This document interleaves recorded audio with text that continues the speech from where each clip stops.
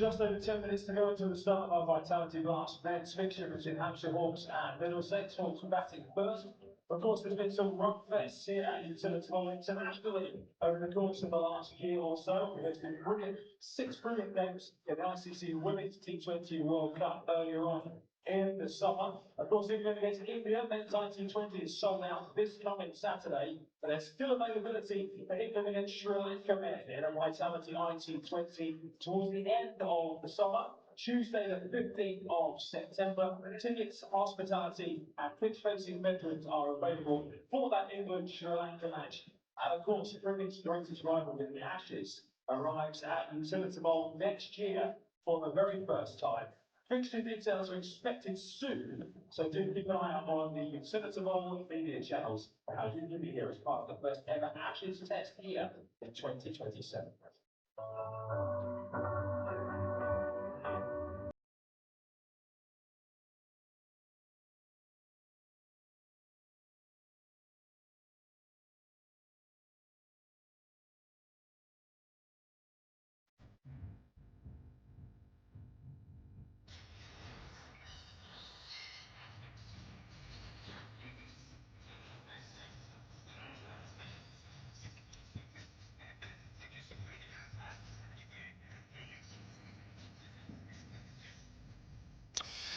Welcome to the Utilita Bowl for the second match of two on this last T20 doubleheader of the season here on the South Coast. We've already seen the Hampshire women not only win against the Blaze, but also confirm their place at next Friday's T20 Finals Day, Women's T20 Finals Day at the Oval, where 4 teams will take part. Hampshire's place assured. Now, tonight, Hampshire, who have in the last couple of days had their quarter-final place confirmed, are now in their last 3 matches looking to get a home draw here. I'm told that if they win here tonight against Middlesex and Surrey lose against Sussex, then they are guaranteed a home quarter-final next Wednesday. Of course, if they lose tonight, then we go to Friday at Chelmsford and we go to the Oval next Sunday to see if that will happen.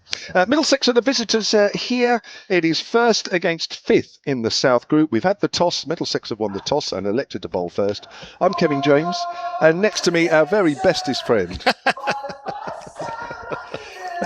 He can't keep a straight face. No, let me tell you, folks on radio, easy. he can't even keep a straight face. I know. I didn't even mean it, really. But I thought I'd be polite. It's Kevin Hand from BBC London. Kev, how are you? I'm very well, Jamo. How are you? Hello, everybody. Good evening. It's lovely to be here. Do you know, I've been cowering all day downstairs in the aircon while you've been sweltering up here. It's quite a pleasant evening now, but that probably isn't how you're feeling after a long, hot day. No, I'm still trying to get my temperature down from for about 32. I think it's been up here at one stage. But listen, nobody cares about that. Only I care. I care about you, Jamo. don't. I do. I care about you. Now, what about tonight? Hampshire have made one change. We'll come to the teams very shortly, but Middlesex, let's be honest, haven't been great for years. You know that. We've talked about that a lot. But what a win you guys had last game against Essex at Chelmsford. Well, to go to Chelmsford and do it, a ground, of course, where Middlesex went as a home team recently. 2 games at Chelmsford, lost them as home games. But they've gone there now and put in a strong performance. And yeah, good for them. They're unchanged tonight, and it was a 6-game losing streak, so obviously desperate to end that. A shame for them, because I think that they felt that they were making progress last year in the Blasts. And they will feel that they're a side that has the potential to do a lot better than they clearly are doing. So finishing the competition strongly, it's something that Middlesex say every year, and Middlesex fans will be tired of hearing it, and I'm repeating that line now, but there's not particularly much more you can say than try and go out and make sure that you go out on a high and you know, don't carry this into next season. Right, let's go through the sides, shall we? Do you want to go through Middlesex now, or shall I do Hampshire first? By all means. Right, so Hampshire have made one change from the side that beat Kent here on Sunday evening. That is a forced change, really, with Sonny Baker back with the England T20 squad. They've got their final T20 here on Saturday, hence why we've got lots of extra seating dotted around.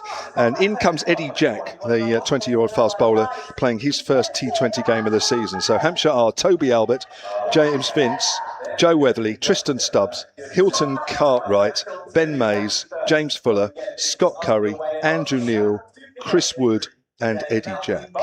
And Middlesex go with that same side that beat Essex. Matt Boyle, Josh De Carey's, Max Holden, Lias Deploy, the skipper, at 4. Ben Geddes at 5, Joe Cracknell, the keeper, at 6. Luke Holman, Zafar Gohar, the spin twins in the middle there. And then the seam attack of Sebastian Morgan, Tom Helm, and the exciting young prospect that is Navia Sharma. Not that the man 2 places above him, Sebastian Morgan, is not an exciting prospect, as we've been reminded downstairs by Mike Vimpney, the local legend here at Hampshire, that a product of Winchester School. Oh, right. Okay. Sebastian Morgan. So yeah. I saw him bowl pre-season here, actually. He looked more than useful. Let's just talk quickly, because whilst Middlesex haven't been great on the whole in this competition, they haven't done too badly here, although the last 2 ties here have been affected by the weather. Do you remember last year's tie here, which ended up being a 6-over game? It was a tie. Hampshire got 63 for 1 off the 6 overs. And Chris Wood bowled a maiden. Do you remember that? Very first over. And Middlesex needing 76, basically off the next 5, got 75 for 1. It was an amazing evening. Well, I can't forget it, because your old mate, my old mate, Richard Johnson, lost his job game or 2 after that.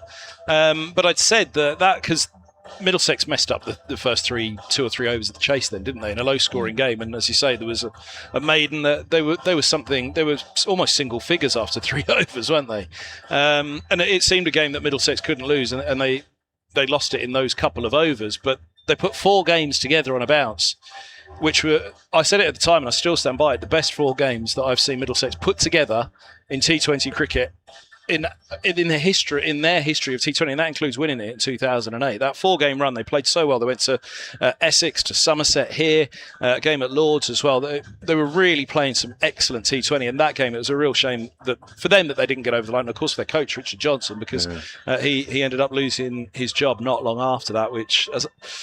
That's why it's tough for them again this year, because it really felt like they'd made progress last year, and this year now they'll be desperate, the players and the coaching staff, to try to make sure that they do at least put some performances and some pride on this season, because that was in the middle of a fantastic run for them last year. Yeah, I noticed in your batting lineup overseas player Matt Boyle. Yeah, from New Zealand. I I recognised the name and I thought, no, it can't be. And I played with his dad, Justin, at Wellington as an overseas, when I was overseas player over there. Yeah, Justin. Because they're part of the Canterbury duo. They were Canterbury and Wellington. Matt Boyle and the coach, Peter Fulton, who was the Canterbury coach before taking over at Middlesex. So Boyle, Canterbury lad with him as well. So did you play against Fultz, meet Fultz? I don't know. I didn't look that up, and I probably should have done. He might have been in between you and... See, I thought Justin would have been... past that age, in terms of, Matt is 23. Yeah. Both my children are early 30s or 30. So Justin obviously had him quite late, I guess. Fultz will be late 30s now as well, so I suppose, So interesting. But I just looked up and thought, hang on a minute, Justin Boyle, that rings a bell. And I played several games with him at Wellington. He might be tuned in now. Well, who knows? And if you are listening, Justin, great. It was great to actually, and I looked through a few scorecards and you think, oh God, it brings back a few happy memories.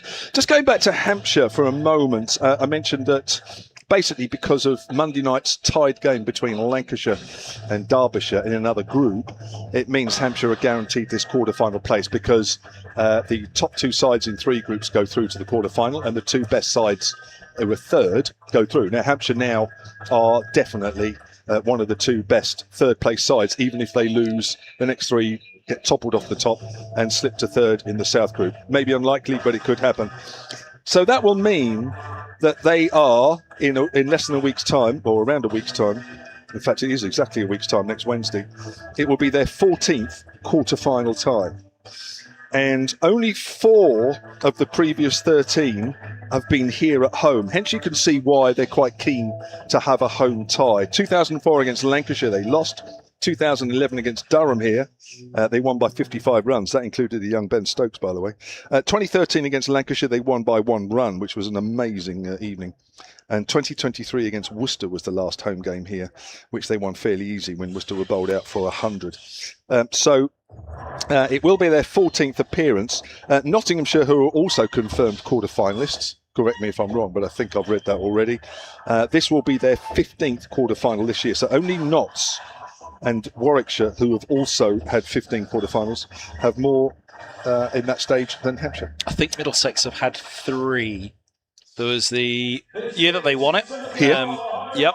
And that quarter-final was not, it was a home quarter-final, but Lords couldn't accommodate, so they played it at the Oval against Flintoff. Oh, really? In the... Not Merchant Taylor School? Oh. I haven't mentioned it yet. No. You could be there next year, Jamo, careful. Well, I think even if we're not in the same division, which at the moment sort of looks likely, that you'll find a way of taking us there. I know you will.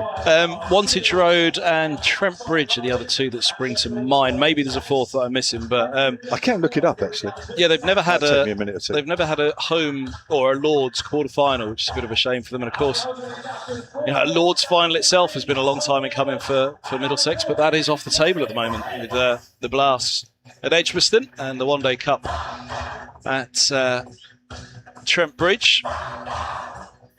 We are nearly ready to go out in the middle. It's a noisy day here today, isn't it? I have to say, you could hear it from well outside the ground. I did go for a little bit of a walk in between the games, and thumping sound system, which I'm sure all the listeners at home can hear as well. Well, I mean, the crowd is a little down, if I'm honest. We've had a lot of cricket here. We've had some women's T20 World Cup games.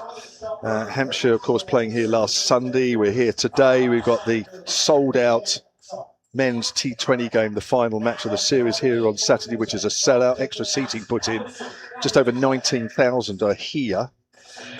So these extra seats are put in about another 4,500, maybe a few more actually, on top of the normal. What have you been capacity. averaging then? If it's down a little tonight, what do you? We're round about 7. Yeah. I think there's been an 8 So what do you somewhere think along tonight? the line. Somewhere between 5 and 6. Yeah, it might be less than that if I'm honest. It was 6 here on Sunday. I wasn't here Sunday, but this feels on the lower side here. Well, Middlesex in their pink, which, well, make up your own mind about that. Hampshire in their yellow tops and blue trousers. Navia Sharma is going to get us underway. His right arm over the wicket, bowling to Albert first up, leaves alone a length ball outside the off stump, which didn't quite carry through to Cracknell behind the stumps, just dies slightly. A slip in place, a deep third, a point to cover, and a mid-off, mid-on. Mid-wicket, deep square and short fine legs. A deep third and deep square are the two back, suggesting line and length for Sharma. Pretty traditional field here at Southampton, isn't it, that you try and ask the batters to score square of the wickets where the boundaries are a little bit longer. Yeah. I've got you down as 4 quarterfinals. 4? What was it? Oh, maybe there was one before 2008. Was the one before my time? As here's Sharma in bowls. That one is full and it's driven through the covers, and what a lovely shot that is. Any form of the game, a batter would have been proud of that. Just leaning into the drive from Albert to get off the mark. 2005. So it was my first year. I don't know who it was against. I've just quickly looked it up, but Didn't do that game though. So it's 4. There you go. But yeah, no, it was a good run last year for Middlesex, and obviously the quarterfinals are not an option for them again this year. But the last one was A.B. de Villiers and Owen Morgan were leading the charge in that one, but defeated at Trent Bridge under Stuart Law as coach at that point. It's here's Sharma in bowls, and that one just seems to nip away a little bit, whether it was a little bit through the air or whether it was off the surface. Left searching for it, Albert outside the off stump, looking for a drive, a more flat-batted effort. Bit of a shape, isn't it? Away from the right-hander. He hasn't had quite the same season as he did last year. Toby Albert, who was the top run scorer in the competition last year, was 633. 152 from 9 innings. He's been a little bit unlucky from this. He's got some really good balls up top, balls that have swung, nipped. Well, as you say, this one seems to be offering a little bit of shape. Let's keep a closer eye on this one as Sharma bowls, and that one is edged just out of reach. Looking to drive again, slip going to his right, away from the keeper, full stretch, couldn't get there. It's 4 more, but there's definitely a little bit going on for Sharma. Yeah, there is. Yeah, I was chatting to one of the coaching staff yesterday, and we were just sort of chatting about the side, and he was saying, Lalbert's not out of nick. It's just that he's had some really good balls, but that could have so easily been another one. Well, that opening drive for 4, yeah. Second ball of the match, I did have to check for a moment that it wasn't Vince on strike. It was glorious, wasn't it? Absolutely glorious. Right, what's Sharma's response? The last 3 balls have resulted in attempted drives. One of them was glorious, as we say. Here he comes again. It's another drive. This one is stopped in the covers. Feels as though he's a fraction full at the moment, Sharma. 80.1 miles per hour, that delivery, according to the clock here. Well, he's given it a chance to swing, hasn't he? Mm. Just, 20 years of age? Yeah, he can go up towards 90 for sure. Cornwell Sharma. Morgan gets it through at a reasonable lick as well. Tom Helm over the years has been one of the quicker. 33 now, Tom Helm. Extraordinary. It is. Sharma. Up to the stumps now. He bowls. It's just short of a length, and that's played defensively off the back foot. It feels as though that's where he needs to be. Ask the batter to try and hit towards, well, cow corner effectively.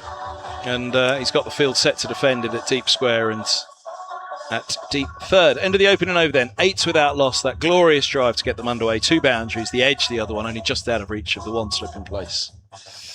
So Albert's 8 not out. Vince yet to face a ball because all 6 balls of the first over were faced by Toby Albert. James Vince once more in decent nick. 285 runs in his 8 innings, striking at 163 per 100 balls, improving on his career, which is 136. So while he's been at the crease this season, he's been scoring quicker. We've often picked through Middlesex over the years. I think I remember last year or the year before, you going through Middlesex's strike rate and saying, where are the strike rates? You're not going to qualify with strike rates like that. It's important, isn't it? Most people now are pushing 130, 140, aren't they? Yeah. Used to be 120 was a good mark. Now people are surpassing that. Zafar Gohar with his left arm spinners. Good move, I think, actually, opening up. Interesting that Middlesex elected to bowl first. This is a used pitch.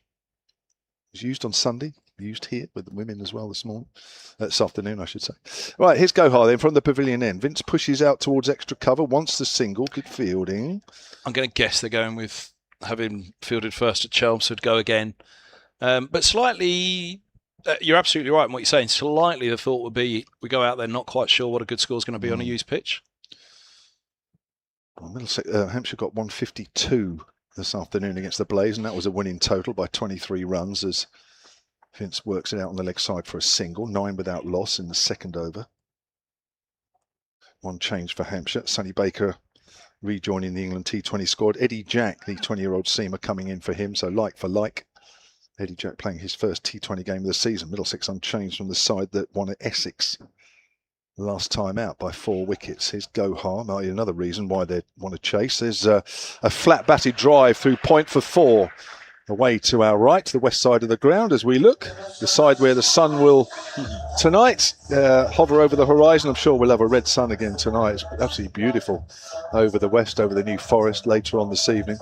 I'm worried that you're worried. Or you don't think people are worried about you up here in this heat all day. Of course people are worried about that. I've been worried about you all day, Jomo. I've been offering drinks, food. Well, yeah. Come play golf. Come and do this. I think you've got a life of Riley, you. I've got 2 games to worry about.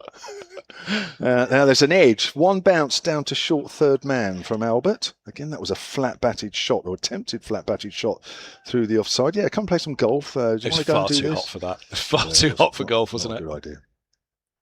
Yeah, quickly scratch that. For those of you who don't know the ground, there is a lovely 18-hole golf course away to our left and just behind us. A few lakes, which I know personally, as that's pushed away on the onside. There's a few balls in there, I can tell you. 13 without loss. You can make a good living. 1 or 2 of those lakes. There's a par 3, second hole, I think it is. God, there must be so many balls in that lake. You could make a killing if you could get down there and sell them. There's a drive out in the covers. Oh, he's gone down halfway down the pitch. No, says James Vince. Fortunately, Albert's got some long studs in there, and he turns quite easily. He's back. He's home. 13 without loss. 2 gone. It's going to be Tom Helm to bowl the third. So they'll mix it up. Oh, here we go. This is the England football song right now, isn't it? Wonderwall. This is what they're all singing to the players at the end of the games. We've been watching, Jomo. I've watched a little bit. I've not watched loads. It's a late one again on Saturday, isn't it? Is it 10 o'clock? Kick off? Yeah, it is round about there. And then if they get through, it's on Wednesday, which is T20 quarterfinals day. Oh. So that's going to be interesting. I'm hearing different things about start times for the day, trying to fit him around a football. Not ideal. The football must be somewhere around 8 or 9 o'clock that day, I guess. Yeah. Ouch. Yeah, that'll be tough. I think some games were scheduled to start at 6. I'm not sure they still are. Helm. He's right arm over the wicket. He bowls onto the hip, short of a length, and it's steered for a single out to deep square. They'll turn it into 2. Well run. It was just in front of the short fine leg. And Vince moves to 3 from 3, 15 without loss. That's roughly where Helm will be looking to stay, though, somewhere around that hip on a straight line to both the right-handers. As such, where the pitch is, and it's renowned as being very big square of the wicket here at Southampton, isn't it? But deep deep square is the shorter of the two boundaries, and indeed long leg is a very short boundary at the moment, as that is on a length again, this time fractionally outside off, and on the back foot looking to punch from Vince, it's an inside edge which ricochets to mid-wicket. He replays a punch down the ground, but he was initially looking more through the covers. My point being about that short boundary, it's almost the Surya Kumar Yadav, and that first ball was on the hip. You can, well, even on off stump Yadav, Surya Kumar would send that over short fine leg, wouldn't he, for 6? But there's certainly that scoring potential there. They've got a deep point back and a deep square, so they've taken out deep third now, Middlesex. As Helms in once more, he bowls another length ball through to the keeper. Pace off, dies on its way through to Cracknell. He was through that too early, Vince. Very well disguised slower ball, I think, by Helm, although it's put up as 80 miles an hour on the gun down below us there that we're looking at on the replay, but it certainly looked off the surface, and the way it went through to the keeper as though it was a slow delivery. It was as though it sort of stuck in the turf a bit, didn't it? As it left a hand, it would have been. Yeah. 15 without loss then, 2.3. A hush around Southampton for a moment. I guess they're waiting for that first real explosion from the batters. Helm is in, bowls, and a forward defence back up the track. That's a slow ball, isn't it? Yeah. Slow ball. 10 wickets so far for Tom Helm in this year's competition from 9 matches. Economy rate of just over 8.5. He's just gone past Stephen Finn a week and a half ago at Richmond. As Middlesex's leading T20 wicket taker. So Tim Murtagh, Stephen Finn, Tyrone Henderson, although he only had a short stint with Middlesex, but Henderson and Nanes were famed in the early days, weren't they, of T20 cricket with Middlesex? Back at Richmond, that was an interesting one. It was nice, 3,000 there as here's Helm in bowls, and there you go, there's that delivery onto the hip. He's tried to get it in between deep square and deep mid-wicket. I'm not sure he has actually, he might have tried to go finer than that, but that's where it's ended up, in between deep square and deep mid-wicket. He picks up did he come back for the second there? Just the single for Vince. He's on to 4. I'm not sure he wasn't trying to get that finer actually. So what was the thinking going back to Richmond? Because that's been the first time for years. Yeah, and it was a real success as well. The track was really good, I've got to say. The track was very impressive. Yeah, I mean, over the years, the track there, you know, there've been question marks, but the track now is a belter.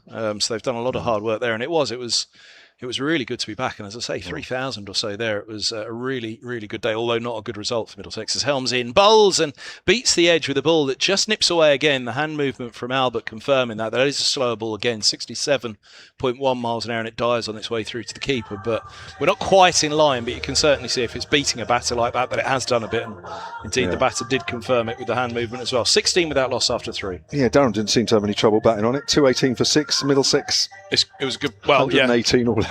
Yeah, it was. You know, when a chase goes wrong and it goes horribly wrong, that's just basically what happened to Middlesex. But the day itself, it was good, and it reminded me, because Hampshire were regulars to Richmond we've been in there the T20. several times. Yeah. It's a good T20 venue actually, and it was ideal for us as well. Exactly, just up the top of the M3. Yeah. I think it beats one or two other venues that we play you at, T20. It's a long old trek around the M25 to MTS for you, isn't it? But no, it was a lovely day, and I hope it is the start of a return there, because it did feel like a very, very fun and good day out for everybody, taking the result out of it. Oh, it's big. Just looking at the changes of pace from Tom Helm. Sharma is into the attack again, pulled away by Vince out on the leg side, only half stopped at deep square leg. Vince wants to come back. There's to hurry. My word, if the keeper had taken that cleanly, could have been interesting. But the keeper's in front of the stumps. And is Joe Cracknell. And I think it's one of those where, in old-fashioned, the keeper would be behind the stumps. These days, the keeper wants to be in front, but he didn't take it cleanly. Vince, I think, has injured himself diving in there for a second. So he's taken the gloves off.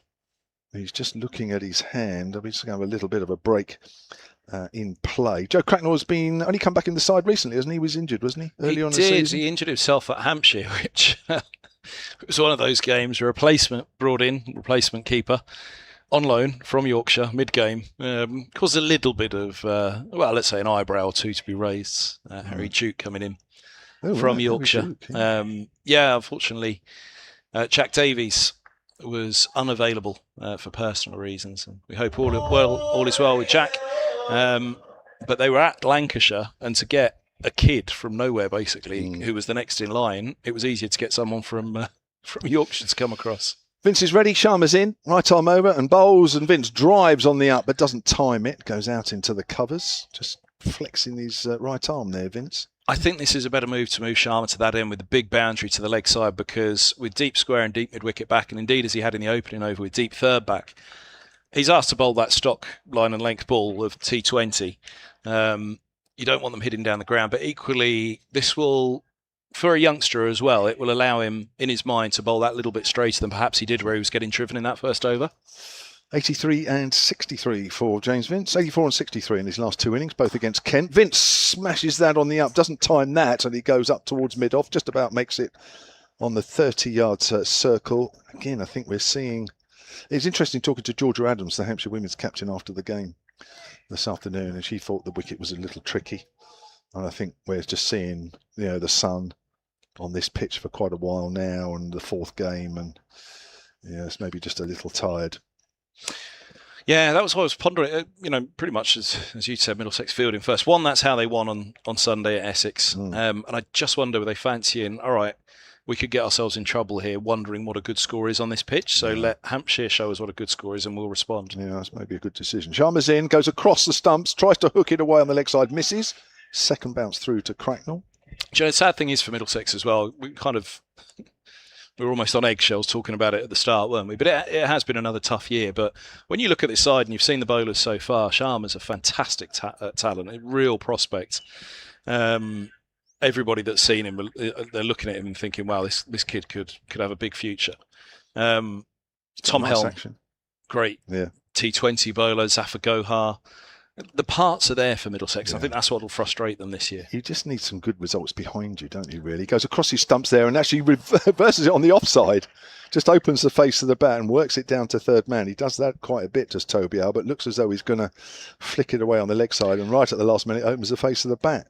Well, we mused on a few bits off the mic, didn't we? And you have to be careful musing, so that was why we're musing off the mic as opposed to on the mic. But overall, I think...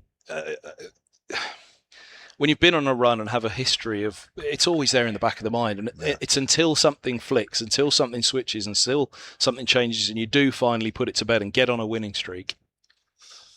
20 without loss, last ball of the 4th over coming up. Sharma from the pavilion end, driving is Vince over the top of mid-on. Has he got that all the way? Yes, he has. Well, that's the first one out of the middle of the bat for James Vince. He moves on to 13 from 11.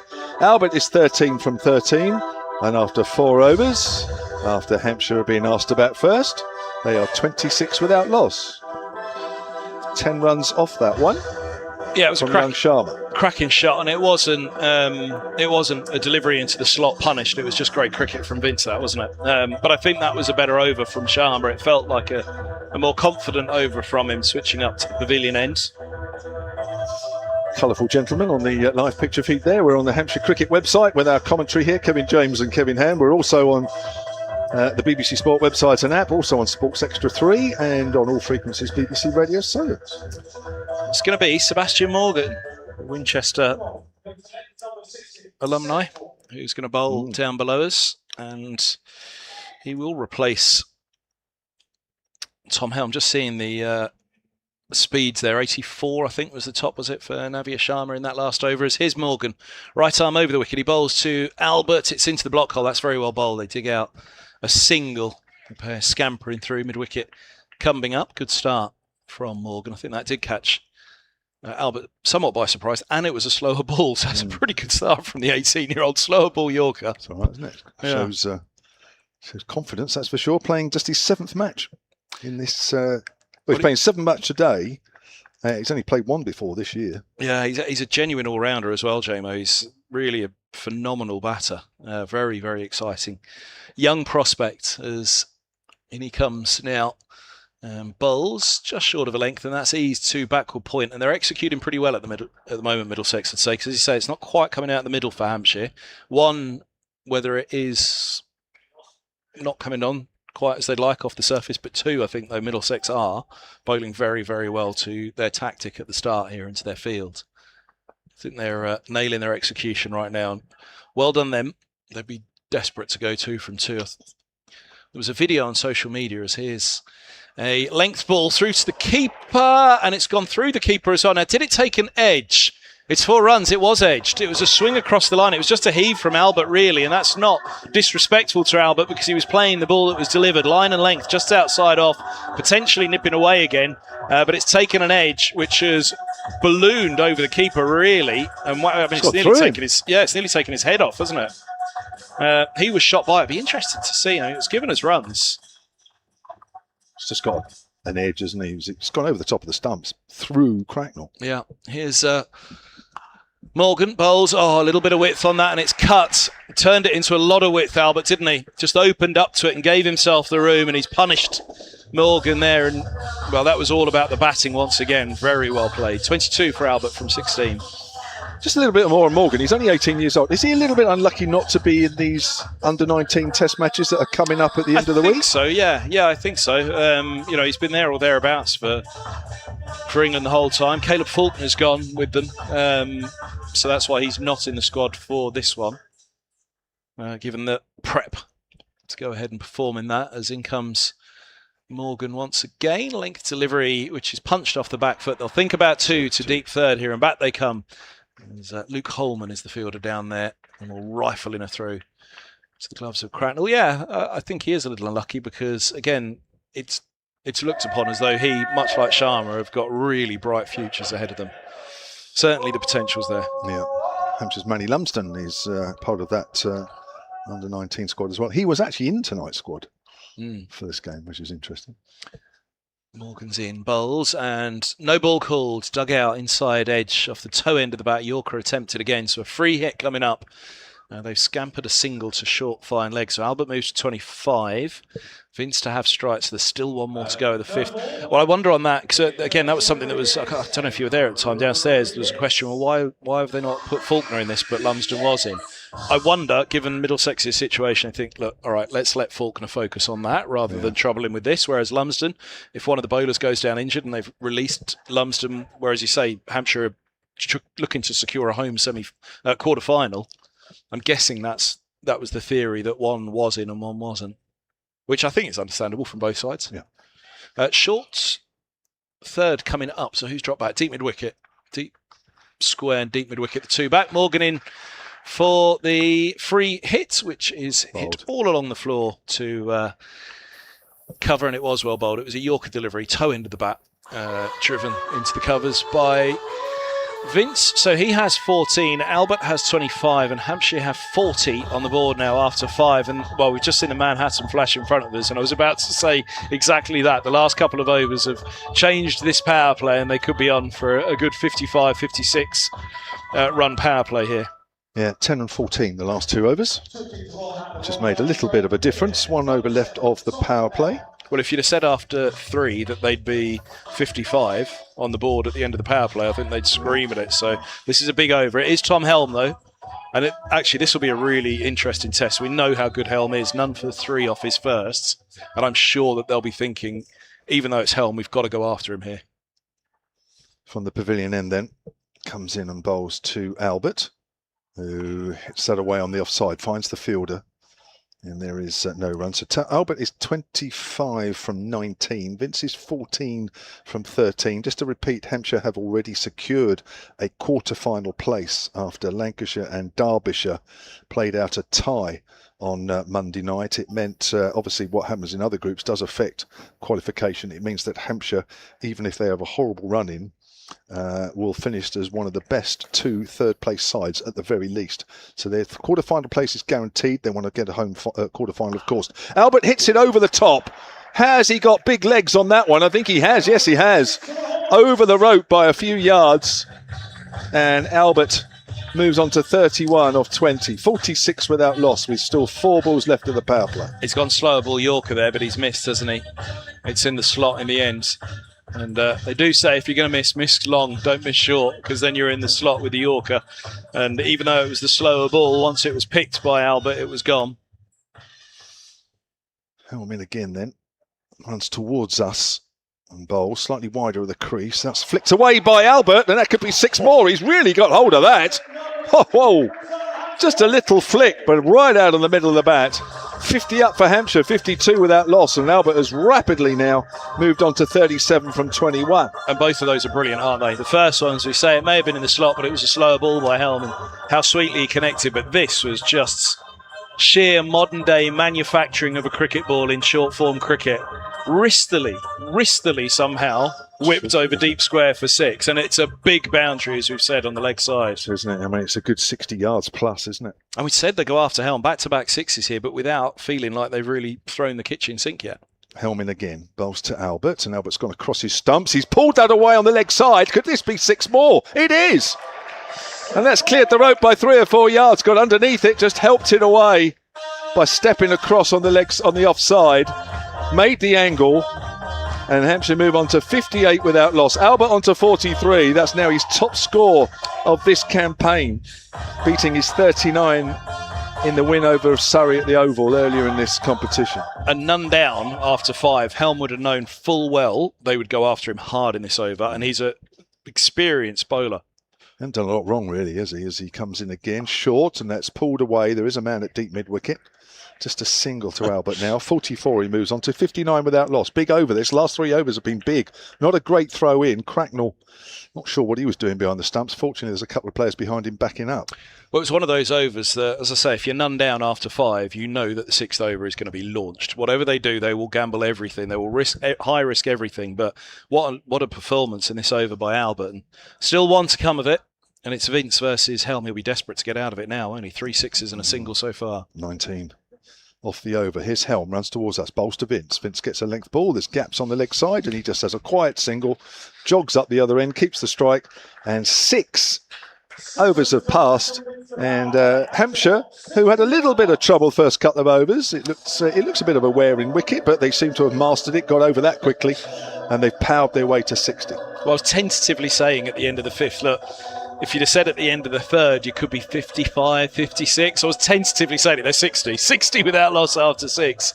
And I like that from Vince. I mean, that's confident cricket, isn't it? He's saying, do you know what? We've just had a smashing power play now. He drops the single and said, we're in, we're going to keep going. That's really confident and bolshy cricket from the opener. Last ball of the power play, none down to drop the single. I like it. I think, that says we've just got control of this now. Thank you very much. Don't need to throw away a wicket at this stage. Yeah, that's experience for you as well, isn't it? Just saw those youngsters on, if you watch on the live picture feed, realising they were on camera. I love all that.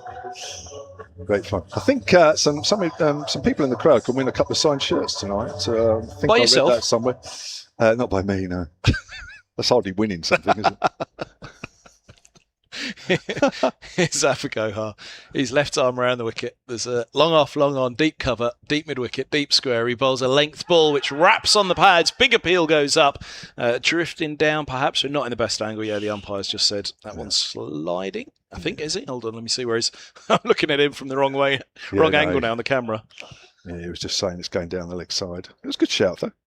It's not doing a lot off the surface, that one, so the angle's taking it down the leg side. His left arm around to the right-handed Vince. 15 from 15 now. The Hampshire opener as Gohar bowls, and that is slammed towards mid-wicket. Fielder underneath it, and holds on. Excellent work, Max Holden. He's tossed it to his mate coming around from deep square, which is Josh de Carey's, and falling towards the rope. He was always going to get the catch, but it was just a matter of would he tumble over the rope with it, and he's managed to toss it up to his mate from deep mid-wicket, which was Josh de Carey's who holds on, but excellent from Holden, and well done de Carey's for backing him up. The first wicket goes, Vince falls for 15 from 16, Gohar strikes. He hoped he had him first ball, he certainly did second. It's 60 for 1 now, Hampshire. Never really got hold of that. The minute it came off James Vince's bat, you just knew it was never enough to go over the rope. You just had to hope that it was enough in a gap. It wasn't quite. Vince departs, and Joe Weatherly is the new man in at the crease. Hampshire's top run scorer this year, 304 runs from his 9 innings. He's striking at 146 per 100 balls, which is, again, higher than his career strike rate, which is 131. So, again, he's another batter this year that has upped his strike rate, which is one of the reasons why Hampshire are doing so well this season. But over 300 runs for Joe Weatherly, a 29-year-old.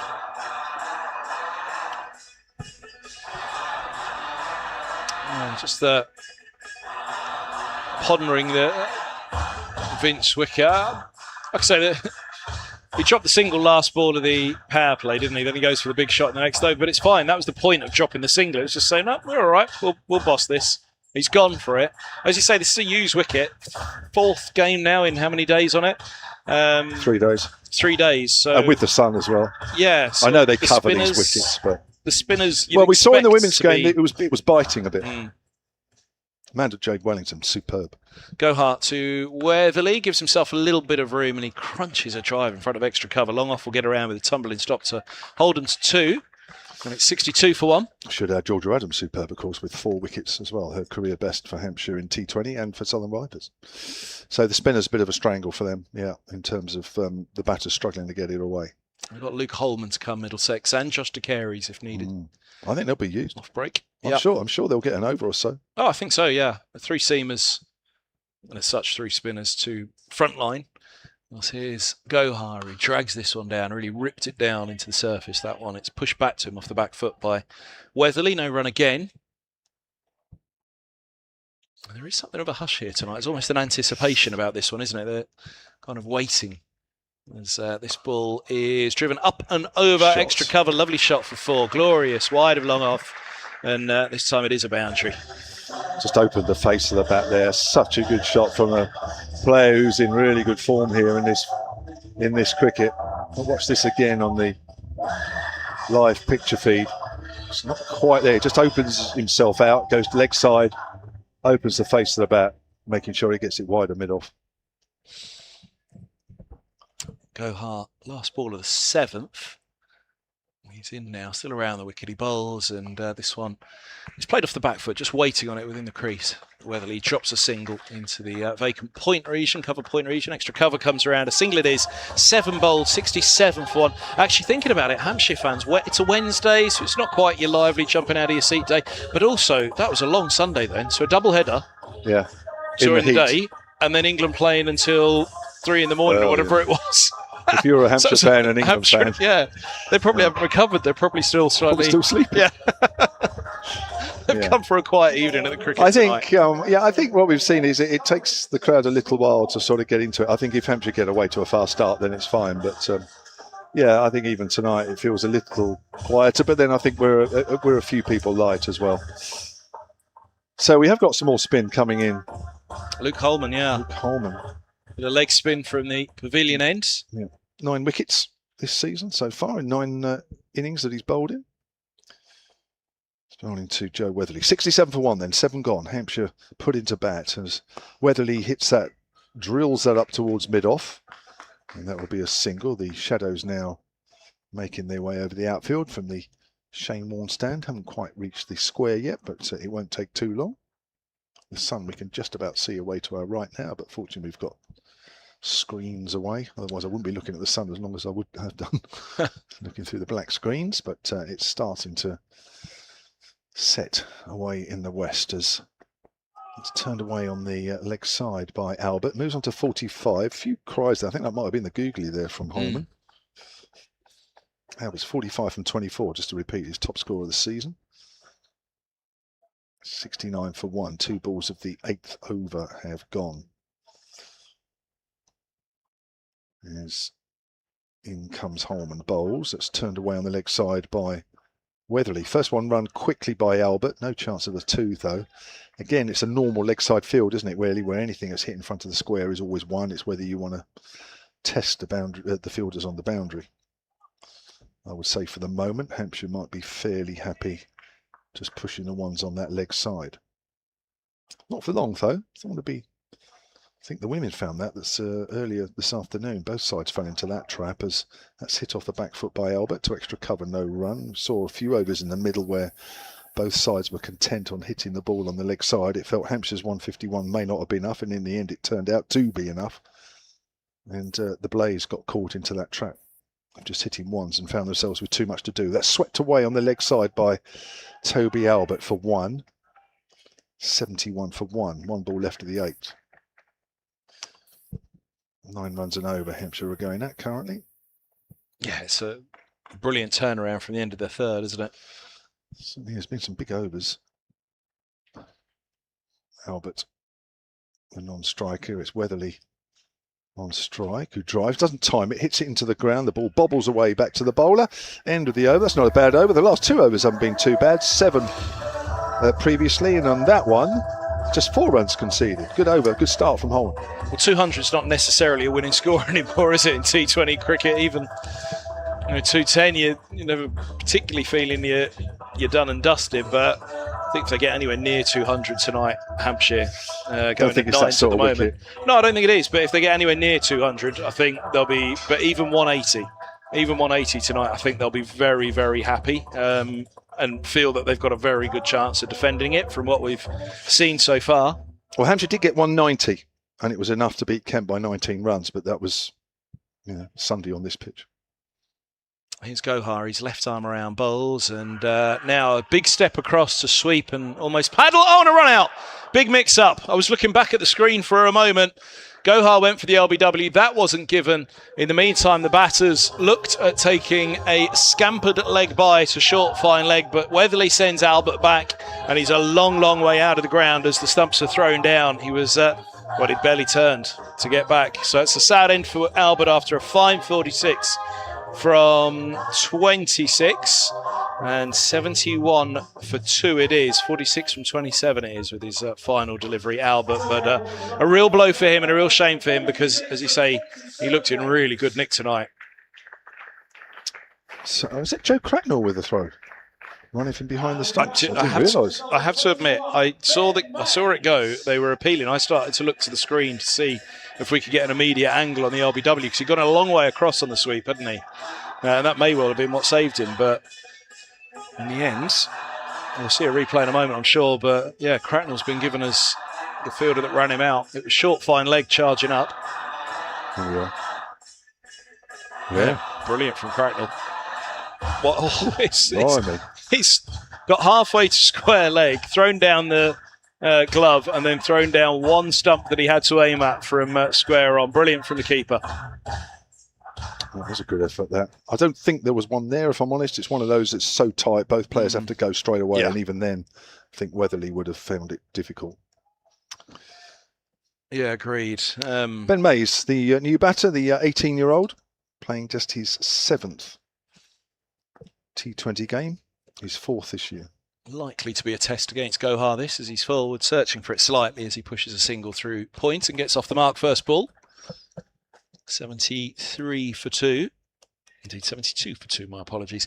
Yeah, I don't think there was the single there. I mean, what was the thought process? He probably thought, look, short fine leg's not getting there.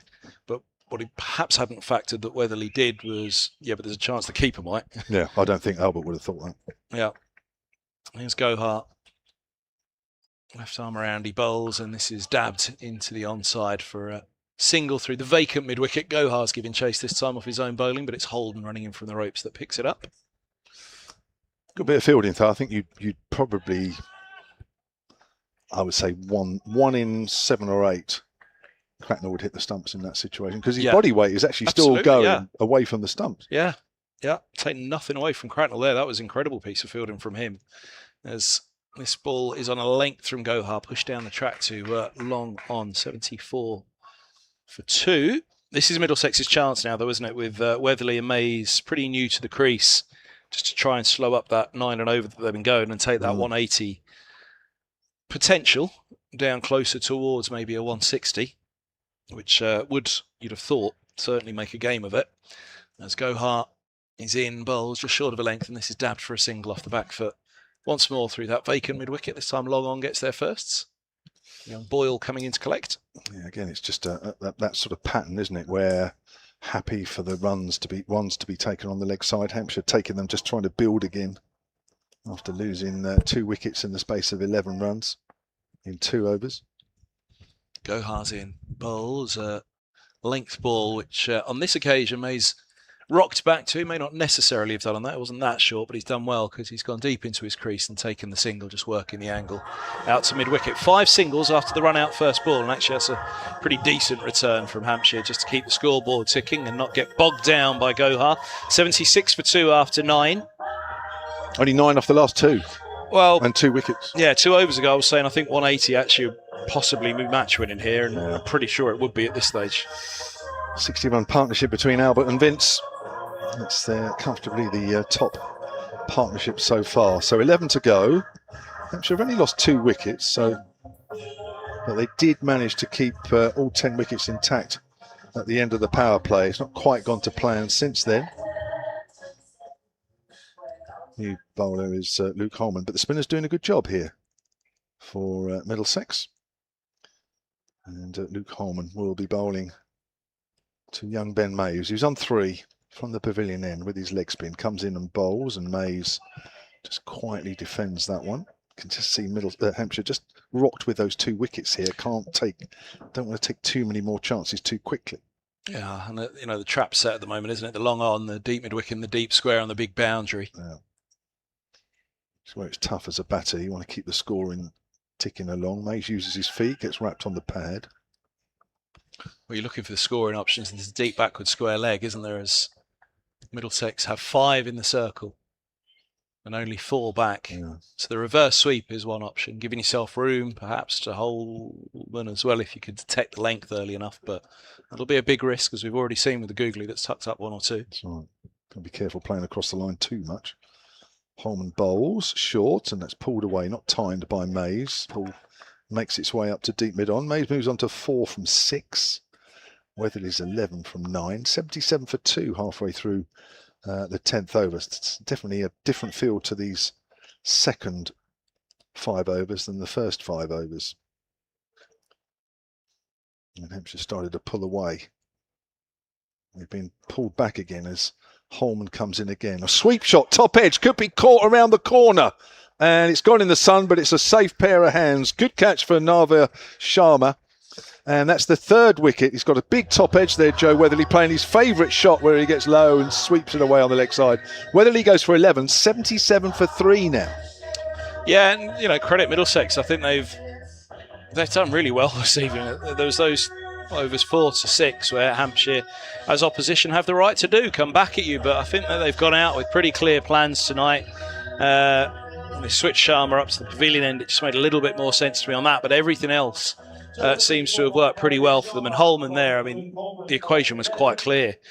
You're going to have to hit this ball pretty hard into the leg side if you want to find a boundary. And well, if you want to clear the fielders, go for it, 'cause it's a big boundary. If you want to get it in between them, not only are you going to have to hit it hard, you're going to have to place it well. And it is going for a big shot that ends up with that big top edge. So they've really laid a problem down here for Hampshire to solve. They've said to them, look, you can have 6 singles into the onside this over if you want, but if you want boundaries, if you want big runs in this over, then you're going to have to find a way, and finding a way usually brings high risk. Just watching that catch on the live picture feed of Sharma's. He's right looking into the sun. Yeah, did really well. Never looked like dropping it either. So Tristan Stubbs is the new man, the first of the 2 overseas players for Hampshire. Hilton Cartwright to come in next, or he's carded to come in next. Stubbs 252 runs, striking at 142, which is around about his career. So he's given Hampshire pretty much as he's given everybody else. He's been exciting on 1 or 2 occasions, to say the least, as that's pushed away up towards deep mid-off. And I think Hampshire are looking again for a Stubbs, Hilton, Cartwright, middle order blockbuster, as we've seen already on at least 2 or 3 occasions.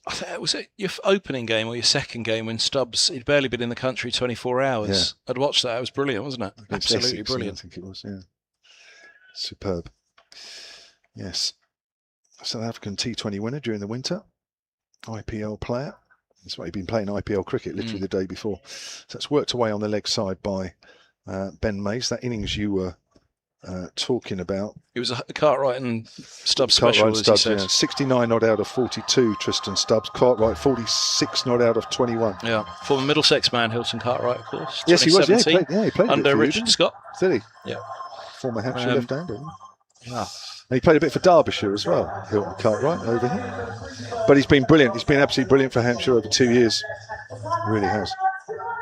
But yeah, it was brilliant. As you said, the Stubbs and Cartwright middle order showpiece. That was what it was that night. I tuned in and then you guys came to Merchant Taylor's. As here's Go Hard Bowls. And this is worked out to mid-wicket for a single. Holden Fielder charging in. Mays moves to 6. Stubbs onto strike. And I was just thinking that Merchant Taylor's not the biggest of boundaries. This could be pretty huge from Stubbs and Cartwright. But a victory it was. Back to Hampshire at MTS as Gohar steps in. I don't think either particularly went big that day. No, Vince got 45. That was it. The job was done, wasn't it? 26. Yeah, the job was done in no time, wasn't it? That's right. 45 from 29. What was the winning margin? Have you got it in front 8 of wickets. you? 8. Well, yes, we didn't see Stubbs or Cartwright with the bat. They weren't needed after all that. That was right. DNB. Here's Gohar. Deep point, long off, long on, deep mid-wicket, deep backward square. Bowls to Stubbs, just one ball face. He has a single to his name. He might have 3 now because they're dropping on a quick 2 through square leg and running up from deep square. That's excellent running because it isn't the biggest of boundaries out there. It was Josh DeCary's coming in from deep backward square. Perhaps a more long leg to fielded it just behind the square leg umpire, but very well run. You often see a couple to the edge of the circle, don't you, if the fielder's at long off or long on, but yeah, running 2 to the edge of the circle to short boundary to deep square is pretty good going, as Stubbs dabs defensively into the offside. 3 from 3 now for him. He's done a good job here, Gohar, hasn't he? Well, yeah, as we said, the spinners could play a big part, and definitely this will be Middlesex's period to try and get a grip. It's down to, what, 7.8 at the moment, that run rate, having been up at 9 after the burst at the end of the power players. Well, it was 10 indeed, wasn't it, at the end of the power players. This is turned to deep square for a single on this occasion. No chance of turning that into 2. It's Holden running in from deep mid-wicket to just in front of the square leg umpire. Well, they're on for about 160, 170 here, Hampshire, which I think, again, on this used wicket, yeah, I think a few less than last Sunday. It might not be the end of the world, that. I think you'd slightly favour the Hampshire with that, wouldn't you? Yeah. As I say, 180 to me feels as though it's winning tonight. 150 might. And 200 to be out of sight. Here's Gohar pushing back up the track. 200's gone now, barring a Stubbs and Cartwright master stroke. But yeah, that was a point. It felt like 200 is not necessarily a winning score on most tracks, but 180 here probably is on this. Yeah, I mean, a couple of games ago here against Yorkshire. Gohar bowls and leading edge all along the floor to extra cover where Deploy feels just dabbing at that one really. Mays has 6, Stubbs has 4 and will have strike. 83 for 3 after 11, Hampshire. Again, a tricky-ish wicket, used wicket. Yorkshire made 150. Hampshire got there 8 down with 1 ball to spare. Chris Wood hit a 6 and a 4, well, 4 and a 6 to finish the game. So that was, 150 was tricky that night. Yep. So it may be, we might be seeing something similar here. Yeah, as I say, I think 160, 170 favours Hampshire. 150, as you say, could still be tricky as well. 83 for 3 after 11. Holman's 1 for 7 off 2. And they are the crunch moments, these now, aren't they? Gohar and Holman. Can they break the shackles here? From the pavilion end, bowling to Tristan Stubbs, who's on 4, cuts it away on the offside, brilliantly stopped at cover. And ruined by the throw to the keeper. And there will pick up a single where the single was saved. Lose deploy? Yeah. Good stop. Yeah. Opposite bits there of cricket. There you go. That got the crowd going. Yeah, we haven't had too much of that, have we, so far? 84 for 3 in the 12th over. Ben Mays, the 18-year-old, 6 from 10. Bit of a test from him here. Sure Stubbs will be talking him through the innings. But he would like to get going. There's the reverse sweep. Gets wrapped on the pad. Big shout from Holman. That's his shot as well. He's a very good hockey player, or was. Probably still is, actually, at 18. He likes to play that shot. He gets a lot of runs with it, and he hits it hard. But they've actually got a man at deep backward point for that. It's almost like they know. Holman again to Mays. Low full toss. Mays works it away out to deep mid-wicket for a single. 85 for 3. What quiet period of the game, this. Well, Owen Morgan was a great innovator in the early days of T20, wasn't he? He used to come out with shots and you just think how, and it wasn't textbook stuff at all, but he was a great hurling player. So it was similarly to Mays, that hurling, wristy nature of the game. He played a lot of those shots, didn't he? Yeah. He's probably the first one that played it exactly, regularly, yeah. wasn't he? 85 for 3, Holman. Into Stubbs. Stubbs works that off the back foot into the gap. Ploy picks it up well wouldn't say it was a better throw because Cracknell wasn't able to pick that up cleanly, but anyway, it wasn't thrown as hard.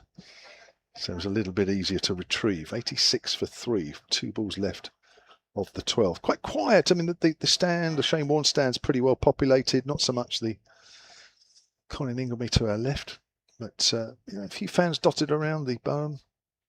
It's a decent, I would say we're 5.5 maybe, but that's a guess. That's pulled away by Mays, but all along the ground for a single. Not quite the same as Mays and Morgan, that hockey hurling wristiness, but another player who had an interesting, distinctive technique.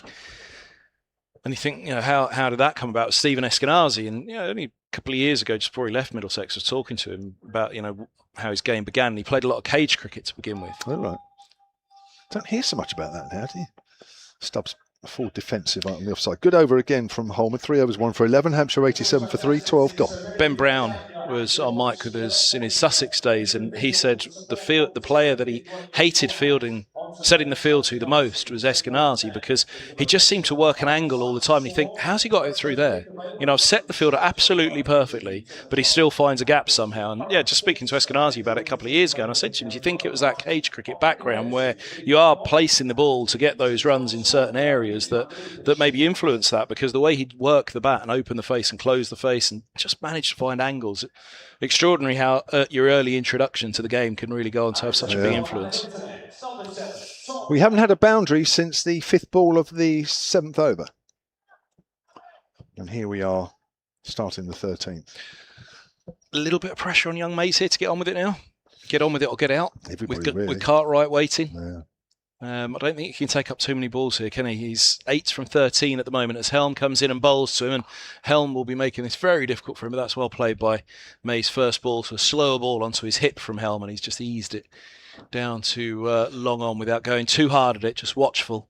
Rotates the strike. It's a good point you make, really, isn't it? Because what you don't want to do is put Stubbs under too much pressure. You don't want to put Cartwright under too much pressure. You want them to play their game. Again, Fuller a bit later on in the innings. So, but as an 18-year-old, I mean, what a responsibility when you think, well, actually, probably the emphasis is on me to get going, to up the run rate by a couple of notches.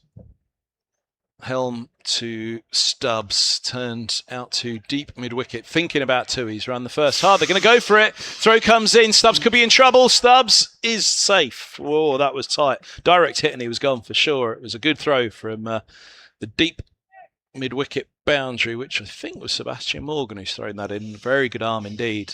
Flat, powerful throw, whipping off the bails. Not sure how many times they're going to get away with 2s out in that area. That was brave. That was very, very brave.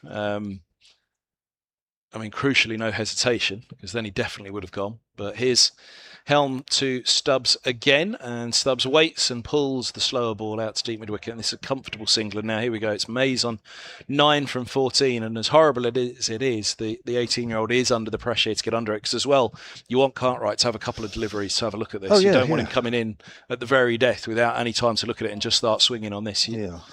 Mays has had his moment to get in. He's got to get going now for Hampshire. 91 for 3. With 3 to go, the 13th. And that's no slant on the youngster. It's just the match situation at the moment. As his Helm in bowls. Short ball. And he goes big over deep square. It's a massive shot from Mays. What a pickup that is. The tactic there from Middlesex again. Just short of a length. Keep it straight. This time pace was on. 80 miles an hour from Helm. And Mays equal to it. That is a sweet, sweet... Well, it's just a pickup really over mid-wicket, isn't it? Oh. My God, he'll feel good after that. That's timed as well, isn't it? What's a shot? That's gone quite a few rows back as well. Well, we talked about having a hit on the golf range earlier, didn't we? I think Mays might have had a go himself. That was some swing, wasn't it? That was beautiful. And it's a relief for him. It's a relief for the team. It's probably a relief from Stubbs as well at the non-striker's end. And that'll make Mays feel good, that. Helm passes the umpire, he bowls, and this is a slower ball just outside off. He cuts a single to deep point. That's all it'll be.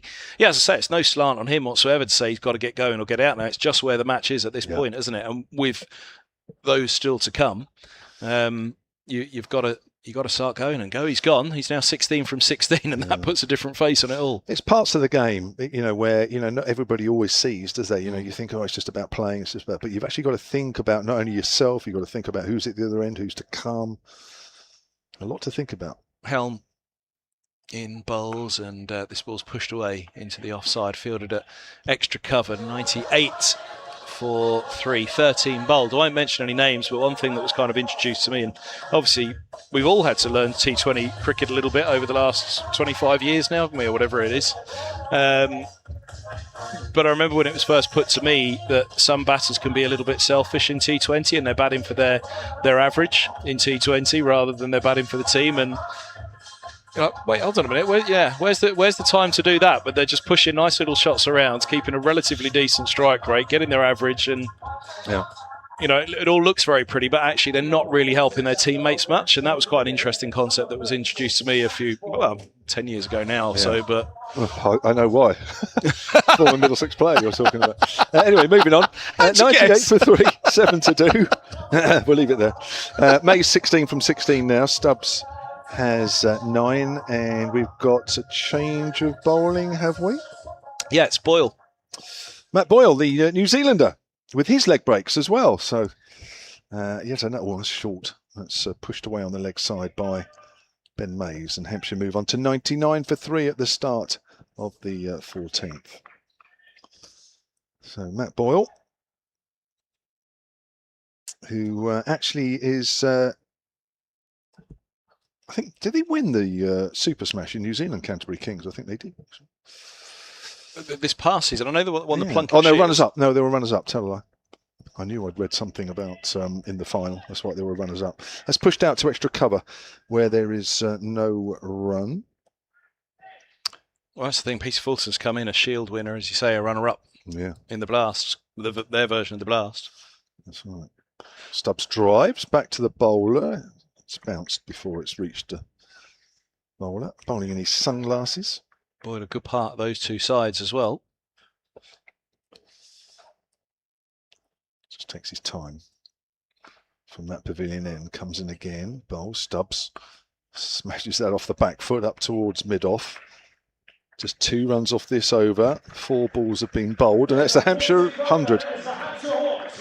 It's been hard work. In the end, only Toby Albert with 46 really getting away from the bowling, 46 from 27. On this used pitch, it's been a little bit more laboured than normal. Still a chance, though, with 7 wickets in the bank to get a decent total. That's flat batted by Mays up towards deep mid-off. They won't risk 2. I remember Middlesex getting hit for 75 off the last 3 overs by Gloucestershire at Merchant Taylor's School. Well, not necessarily tricky pitch, but it was an outground. They hit 75 off the last 3, and Angus Fraser was alongside him. He said, "Look, you should never be getting hit for 75 off 3 overs, but 75 off 5." That's a cut away. Has he found the gap? Yes, behind point. Almost boundaries here are a bit of a relief rather than the norm. Stubbs moves on to 14, runnable 14 for him. Mays' runnable 18, which in itself isn't too bad. 105 for 3. I think we might just have to accept that this is not going to be a high-scoring game. It's just how bad where Hampshire get to. Well, that's it. I mean, as I say, 73 off 3, no, but 75 off 3, no, but 75 off 5 overs nowadays. Sides will think roughly, right, come on, if someone's in and the wickets are going, 75 off 5 is certainly possible, but it's not one of those evenings here. There's 6 to go, 105 for 3. I mean, if they got 75 from this stage, 6 out, you'd say that's match winning, really. But yeah, it'll be interesting to see. No panic, and credit to young Mays, 18 from 18. He's got himself going now, hasn't he? And Stubbs similarly 14 for 14. It is that kind of pitch, so it's not that he's bought himself some time at all, Mays. He's batting well here now. And as you say, it's funny how cricket can change so quickly. Holman, change of ends. He bowls with a shorter leg side boundary, the wrist spinner. He's cut first ball, straighter delivery, just a fraction short. Mays picks out short extra cover. Short cover in there as well, orthodox cover in there as well. It's Zafagoha, Holman in once more, and he's swept this time. Deep square should make sure it's just a single, and does. Over to Stubbs. This will be an interesting matchup now with the shorter boundary to the leg side. Holman to Stubbs. Yeah, I just hope he doesn't. Well, I mean, he hasn't in the games that he's played so far. He's very measured. Tristan Stubbs. You hope that he just doesn't take too many risks. Doesn't go a step too far. Doesn't need to, maybe at the moment. I'm sure he knows that better than anybody. Holman. It gives him a little shimmy before he bowls the batter, and then he's back into position to work a single. Length ball out to deep cover. .11 so far from Holman. 1 for 13 from 3.3. It's been outstanding from the wrist spinner this. Brilliant. What does he get out of the day? Another wicket with him, or do they start to get into him a little as Holman's in? Gives that a bit of flight. It's swept. He hasn't got hold of it. It's in front of mid-wicket. One bounce should just be a single. It is. For a moment, Mays would have had his heart in his mouth there. He looks towards the toe end of his bat, and you could hear it, couldn't you, that it was right down at the bottom, that one. Well, it's interesting. So many spinners being used by Hampshire, by Middlesex here. I mean, Hampshire have Andrew Neil in their side, but it'll be interesting to see if they go to Carey's now, because they haven't used him yet. As this ball outside of the off stump, well, of course, Boyle. This ball's wide outside of the off stump, and it gets away off an edge for 4. Just searching for, it's buys. Buys signals. I thought Stubbs just got a little something. Cracknell has his glove over his face, the keeper. Just wide outside. It was very wide. He's very close to being a wide, and it nearly pitched on the crease, didn't it? And that's how it's got through. I just turned a fraction out of the rough. Yeah. It's gone under the glove of. Boundaries are such a relief here, and so few and far between. But as you say, 150, 160, which is what they're certainly on for. Yeah. That could well be enough. As Holman in bowls, and this is played off the back foot by Stubbs into the offside, and he's done by the wrong in there, I think, isn't he? He was tucked up for that. 15 from 17, Stubbs. Dot ball to finish. Just the 3 singles, but 4 buys as well in the over. So 112 for 3. Holman's figures look very nice, and yeah, you can't really. Those buys, as I say, turned. Was in a bit of rough outside off there and went, so you can't really blame either the keeper or the bowler for that. But Holman ends with some pretty nice figures. 1 for 14. Thank you. There That's it is. Terrific stuff. Yeah. 35-run partnership between Mays and Stubbs currently. Top partnership of the innings, the 60 for the first wicket in 7 overs between Vince and Albert. Vince first to go for 15. Right, we've got Boyle with his leg spin to continue from the pavilion end. It's driven back to the bowler, but again it's hit into the ground. Mays at the moment facing. He's 20 from 22 now. This is a tough one for Mays, isn't it? It is. Where's the scoring areas here? He'll be thinking of another boundary here somewhere. And he's off the back foot, whips that away on the leg side. Well, they run 2. Stubbs is thinking about it, and he's thinking about it misfield. Stubbs was carrying on, even though he was thinking, and he was in a position to take full advantage. I didn't like the look of that second, did you? But they put the pressure on the fielder, and it's told. Tried to pick it up one-handed, didn't he? Yeah. Not good. 114 for 3. Mays is 22 from 23 now. He's facing the next delivery. Bowles 0 for 9 from 8 balls. Another good effort. There's the reverse sweep. Misses. That's his shot. That's the answer, isn't it? I said, where are the scoring areas here? And that's the one. That's one of his get-out shots. That. Well, they've got long off back and deep backward point back. Would you put a second back to him here? Because I think that is where he's going to try and target. He needs to get out the middle, isn't he? He's gone for it again, and it's in the air, and it's gone for 6. It's gone a little squarer. It probably was catchable, but the fielder is a little too fine. I think at backward a point. I think I'd have had 2 though. I think I'd have brought that long off up and had 2 out, the deep backward point and the deep cover point for exactly this shot. As you say, it's his scoring area. It's fetched out from almost outside leg stump. Terrific shot. Only just made it over the rope, but it was quite flat. Mays is 28 from 25 now, 120 for 3 with 2 balls left of the 16th over. Here's Boyle, bowls, Mays gets in a bit of a tangle trying to work that on the leg side, gets wrapped on the pad. Cracknell's quickly across. Because you're taking the shot away from him then and saying your one scoring area now is to go over long off. No. And we haven't seen that many runs down the ground today, have we? It's not a quick enough pitch, is it? Yeah. Hitting through the ball's not easy. We saw that. I think the leg side setup's fine. Yeah. Last ball of the 16th coming up. Boyle bowls. It's gone for the reverse sweep again. It's in the air and there's nobody square. You're right. Get a couple out there. And that's gone for 6 more. It's just cleared the rope. Ben Mays with 2 6s in that over has relieved a little bit of pressure here. And Hampshire move on to 126 for 3 after 16. They have wickets in hand. And if they do happen to have a good 4 overs here, they might just get themselves into a position where they have a slightly above par score. Yeah, that was... I think they got it slightly wrong there at the end there, Middlesex. They should have realised that Mays was going to have to go for it against Boyle, and his big scoring area is that, which we've seen on a few occasions, and as you said, they should have known coming into the game as well, with all the analysis that they have now. But There we go. They've got Boyle away. And now 126 for 3. Well, we talked about 75 off the last 5, didn't we? I still don't think that they're going to do something quite like that. How many did that last over go for? It went 15? for 14. 14. 2 sixes and a couple of singles on. I can double check it. So here's Morgan then from 2 sixes and a 2. 14, yeah. Yep, very good from the youngster. He's got 34 from 27. Slightly upstaging Stubbs, 15 from 17. But we have said it's really the onus is on him. Stubbs needs to play his own game. Yeah. You don't want to take him out of his comfort zone. He's too good a player. He's one of your main players. It's up to Mays to get going, and to be fair to him, he's responded. Morgan to Stubbs on 15, and Stubbs slams a drive through the covers. There's a sweeper back though, so it's just a single. Really tried to give that everything to get it in front of the field, to try to get to the boundary if he could. He comes down the chat to have a chat with Mays. It's always interesting when the field's like when you do have a slightly shorter boundary, how much it affects everything, doesn't it? And we're in a fantastic lofty position up here, and it is always an easier game up here than it is down there. But the lofty position we have to see the field, it is a really interesting setup tonight as this ball's just short of a length and pulled down to long on for a single by Mays, 35 from 28. It's a fascinating encounter.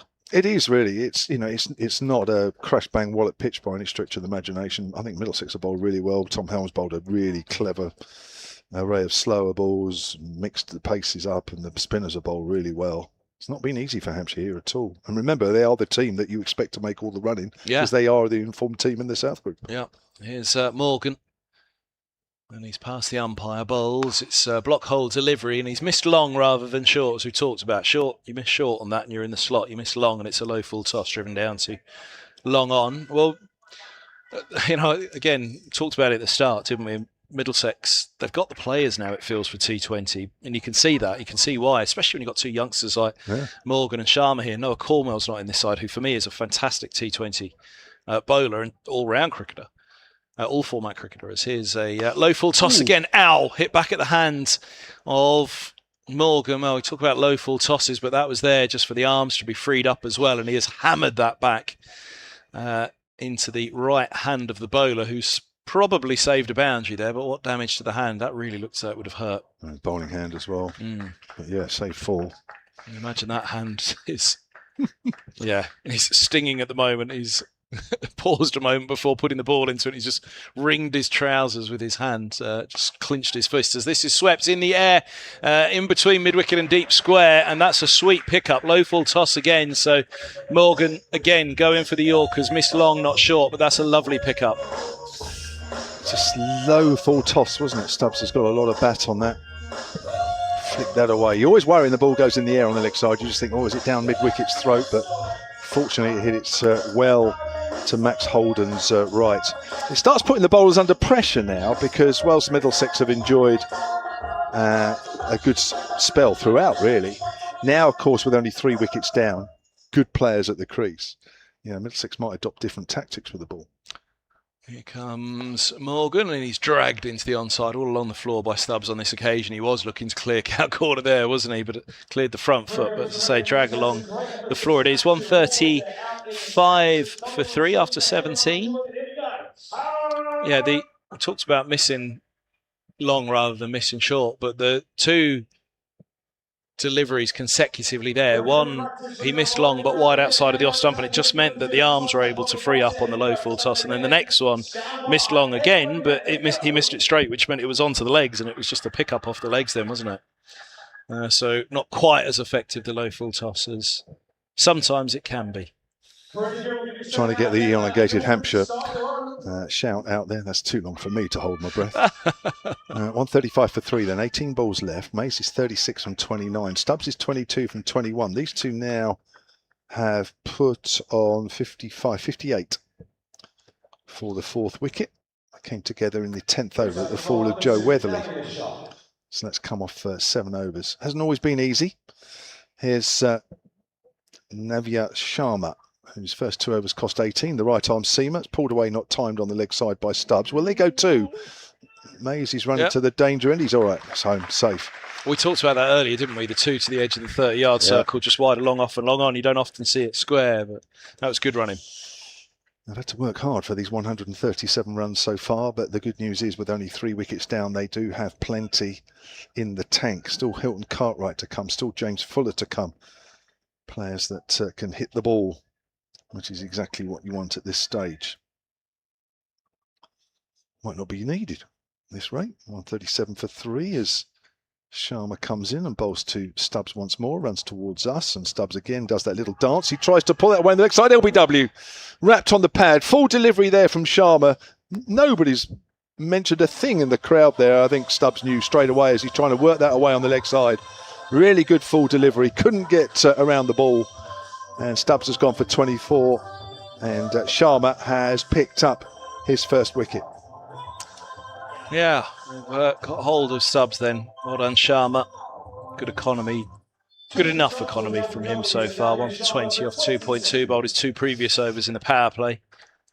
But he's got a huge wicket. And now there's the huge task of facing Hilton Cartwright as well. I'm trying to think how many of the Middlesex side would still be here from that 2017. And the answer is probably none. He'd have bowled with the bowling coach, Tim Murtagh, in that stint that he had with Middlesex. He'd have batted with Sam Robson, who's Middlesex first-class cricketer still. Helm 2017, he was around the squad, but he wouldn't have been. It was still Finn, Murtagh, Roland Jones, Cartwright would have been the quartet. And, of course, James Fuller as well. Helm Fuller in those days, yeah. And Harry Podmore. So Helm and Podmore were kind of the next in line. And, but Finn, Murtagh, Roland Jones and Fuller would have been ahead of them. So Hilton Cartwright, who's playing his 10th match, he's been ever present in the side. 185 runs coming in the middle order, which is a terrific return. Striking at 168 this season. Has a career strike rate of 132. So again, he's another player that's above his career strike rate. And at one stage this season, it was over 200. Here's Sharma, bowls, length ball. Cartwright pulls that away on the leg side, off the mark straight away for a single up towards deep mid-on. Hampshire move on to 138 for 4. Middlesex will be keen that Hampshire don't get away from them in these last 2.5 overs here. Well, they should get that 150, 155, shouldn't they? Can they get that 160, 165? If they get to 170 from here, then I think they'll be feeling pretty confident. Just wonder how much they'll miss Liam Dawson here tonight. With the England T20 squad. Yeah. Another spinner on the Hampshire side, I think, would have been handy, but we'll see. Hampshire relying more on pace here than Middlesex. 138 for 3. 3 balls left of the 18th over. He's bowling to young Ben Mays, who's 36 from 29. Here's Sharma in. Bowl short. He's just tickled that down to short third man. Good diving stop. Is that Gohar? It is. Safar Gohar scrambling across there. I think he was committed. He was flat on the floor, so if it had gone past him, it would have probably just about run away for 4. Good stop from him. Mays is 38 from 30. If he'd have left that, it would have been a wide, wouldn't it? Yeah, that's true. You'd have thought. I mean, look, I'm not saying you should have left it. I'm just evaluating the delivery. Quite high, wasn't it? Yeah. Definition of a slow ball bouncer. That seemed to just hang there, but quite high. 140 for 4. Here's Sharma from the pavilion end into Mays once more. Mays gets a Yorker, good ball. Yorker digs it out up to mid-on, and he moves on to 39. And Hampshire on to 141 for 4. Good bowling from Sharma. This. He's impressive. Very late release, hyperextension of the arm.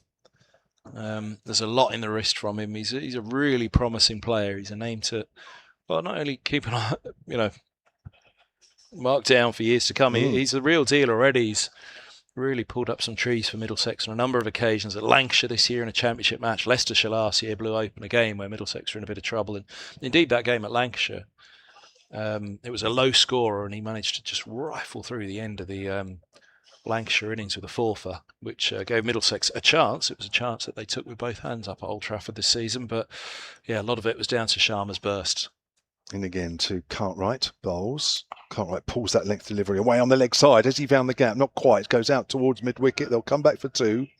Has to hurry here a little bit, Cartwright, on his second. Good over there from Sharma. 3 overs, 1 for 26, and with 2 overs remaining of the Hampshire innings, they are 143 for 4. 8 runs off that. It's Helm. Yeah, very, very good from Sharma. But Helm now, as you say, really mixed it up nicely tonight. He's coming back down below us. I'm just trying to think, where was he? He was at the pavilion when he took that bit of tap, wasn't he? They got him away. I think it's pavilion end. They got him away a little bit. He's gone for 34 off his 3. So down below us at the Hilton end, it's Helm. He's got a deep cover. Then it's a packed onside field. Long off, drops back now. He's up for a moment. Long off goes back. There's long on, deep mid wicket and deep square.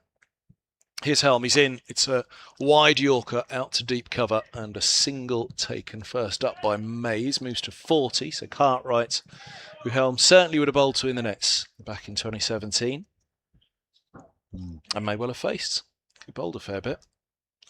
Hilton Cartwright, I think, as memory serves, he couldn't really buy a run for Middlesex in that year. I think but he did actually Derby. bowl, but he bowled really nicely. Yeah. But they were primarily bringing him in as a batting all-rounder who bowled a bit, but it was his bowling that went well. As here's Helm in, bowls outside the off stump, and that's driven to short extra cover for a single. And of course, 2017, Middlesex were the defending champions of the county championship at that time, so it was a season that went badly wrong, relegated, and yeah, Cartwright. Oh, now hold on a minute. Was Cartwright 2017 then, or was he 20? Maybe it was. We played 3 matches, scored a total of 89 runs in those 3 matches with a high score of 38. Was it 2017, 2018?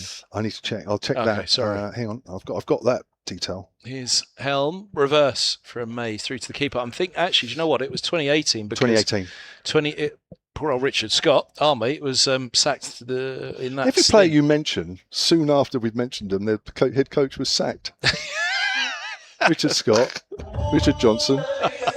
Any other players you want to mention that soon after the head coach got the head coach sacked? Here's Helm. Have you seen Scotty recently? Saw him at Robin Smith's Memorial at Winchester Cathedral about 3 weeks ago, yeah. Here's Helm, he's in, bowls, and this is a low full toss outside the off stump, and that's a deep backward point. They'll take a single, 156 for 4. He's 41 because he's been doing a bit with you, hasn't he, over the recent years? He's done 1 or 2 games for us. Didn't do any last year, but he's done 1 or 2 in the past. It was actually, I was talking to Mike Gatting, actually, that you do. And of course, Scotty, well, I was chatting to Scotty as well. So, and I don't think Mike Gatting had seen Richard Scott for quite a while. Yeah. So they were having a chat about the current Middlesex situation. His Helm in, bowls, and that is driven out to deep cover for a single. 147 for 4, and for 38 for Helm. 1 to come of his over. Yeah, he was the championship winning coach, the last championship winning coach for Middlesex, Richard Scott, in 2016. 2017 they were relegated, that's right, and then Cartwright was the overseas in 2018. That was what made me check myself at the last, because I realised, hold on a minute. Yeah. Scotty wasn't. Scotty was still in charge in 2018. As here's Helm, slower ball, bouncer, which is hooked fine by Mays. He's manufactured that really well because it was onto him, but 79.6. Again, it didn't feel as though it rapidly was at him. That's why I felt it was slower ball from Helm, but went to the fair lick and he's helped it around the corner, just almost shoveled it on the hook around the corner, isn't he? 150 up. Terrific stuff from the 18-year-old here. 45 from 35 has really taken it upon himself here. There's been a lot of responsibility out there. It's not been the easiest. That boundary is Ben Mays' first 4. He's at 360s, but the 4s in total, 5 from Toby Albert, 1 from Joe Weatherly, 2 from Tristan Stubbs. It's not been that easy. It tells you a story, doesn't it? Yeah. And I'm sure Hampshire will have their ploys when they get together in the huddle in a few moments, but Middlesex have got one more ploy to come up with here. We talked about 150 potentially being enough. Well, we've seen a 20 over already, haven't we? Sharma's only gone for 26 off his 3 so far, but clearly they will be throwing everything at the youngster here. This is where you don't want a 19 or a 21 or 20 off the over, because that actually might just push things a little too far. But it's a big over. You know, a 10, I think Middlesex will be happy. I mean, I say we had a good game a couple of games ago here against Yorkshire, where they made 150. It feels a similar type of game. Here's Sharma then with the last over. And not quite yet because... deep covers on the move. Yeah, almost got into his bowling action. He's bowling to Hilton Cartwright, who's faced just 4 balls for his 5. But yeah, it feels like a big over, this, doesn't it? Let's say 160 is still something that Middlesex could chase. If it does get towards 170, then it's hard. All right, here we go then. Last over. Sharma from the pavilion end. Right arm over, comes in and bowls to Cartwright. Cartwright tries to pull that away on the leg side, gets wrapped on the pad. Felt that might have gone. Yeah, he's missed out out there. That there, was a low full toss. Yeah. I think he just might have just taken his eye for the last minute there, but single it is. Brings young Ben Mays back onto strike with a chance of his first ever half-century in T20 cricket. Still just starting out on his journey, really. But what a fillip that will be, both for him and for the club, if he can get there. I think he's done a pretty good job anyway, even if he doesn't. Now, the field changing. There's an extra player going out on the leg side, I reckon, for that little dab sweep on the leg side. There is still the shot on the reverse sweep. There is a sort of a deep point, but in front of square. 2 players behind square, but on the circle. Good full delivery as Ben Mays can only work that up slowly up to mid-on. Good 2 ball from Sharma so far. 153 for 4. Will Mays get another shot at his 50? Wow. Team first, no problem, but obviously a youngster, you on a route for a kid, don't you? 18 years of age. He's done a good job. I think anybody in this situation that comes out of it with 40 odd or 30 odd balls, I think you'd say is a good job. The fact that you're 18, you would say it's been a magnificent job. 4 balls left. Cartwright to face Sharma. What can Cartwright pull out here? He's done it before this season and last. Sharma bowls. It's a good Yorker, and Cartwright can do no more than dig it out to short fine leg. Good bowling. He's been phenomenal today, hasn't he? 20-year-old bowler, 18-year-old batter out there, and terrific stuff. I mean, Sharma's only playing. Yeah, Sharma's only playing his 5th T20 game. You wouldn't believe it, would you? I know. Ben Mays is only playing his 7th. How many times have Middlesex come here, and for any bowler, this has almost felt like a graveyard, hasn't it? They've been absolutely taken to pieces, but young Sharma's bowled brilliantly. I mean, another quiet 3 balls, and you have to say that he's done as much as anybody to give Middlesex a really good chance of winning this game. 3 balls left, though. Anything can happen. As Sharma comes in again from that pavilion end and bowls. Short ball, pulled away. It's going to bounce in front of fine leg. But again, Cartwright hasn't got enough on it to really send it miles. I didn't realise they dropped short fine leg back to long leg there, hadn't they? So everybody was back on the onside. So that was a good ball from Sharma. Well executed to that field. Short fine leg's coming back up now for Cartwright. Just 4 runs off this over so far. 155 for 4. Can Hampshire get over the 160 mark? And I think, this over proves everything that we said. This is a reasonably good score. Middlesex are not going to do this at a canter, you wouldn't have thought. So it's Mays facing the last ball. It's Cartwright this ball. Here we go. Sharma in. Bowls, and it's full. That's another good Yorker. Cartwright can't do anything to just dig it up to mid-on. Ben Mays is going to take the second. Has to hurry. The throw comes in at Cartwright's end. They're safe. Well, they've got 2. It was a scramble 2. Such good bowling. You can't get underneath that. 85-mile-an-hour Yorker. Yeah, it's terrific bowling. I mean, you've not only found a good bowler, you found a good death bowler, which is worth their weight in gold in this competition. I'm excited for you to see him in the championship. I'm excited for anybody to see him in the championship. He just glides in, doesn't he? Good action. Yeah. Nice, easy action. But right, last ball. You can feel the crowd willing something to happen. Cartwright to face it. Ben Mays is going to finish from 47 at the non-striker's end. Here's Sharma then. Bowls, and it's another good Yorker, and it's driven up to mid-off. They'll have to go 2 here. Ben Mays, I think, will get in. He's in, and that's 2 runs to finish off the innings. That's a really good over from Sharma, who finishes with 1 for 33. And Hampshire finish on 159 for 4, which means Middlesex will need 160 to win this game. And Ben Mays finishes on 47 not out of 37, comfortably his highest T20 score, which previously was a couple of games ago, 15 down at Canterbury against Kent.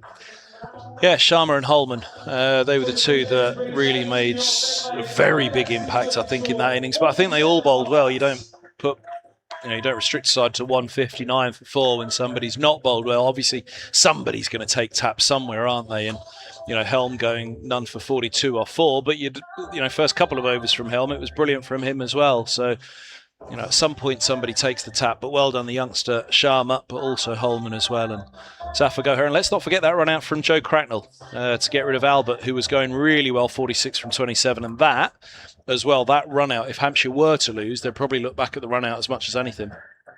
8 runs off that last over, including one leg by off the very first ball. Very, very good over indeed, and who knows, that might just help Middlesex over the line. But we'll be back shortly from here at the Utilita Bowl, when we'll bring you live commentary of the Middlesex reply to that Hampshire total of 159 for 4.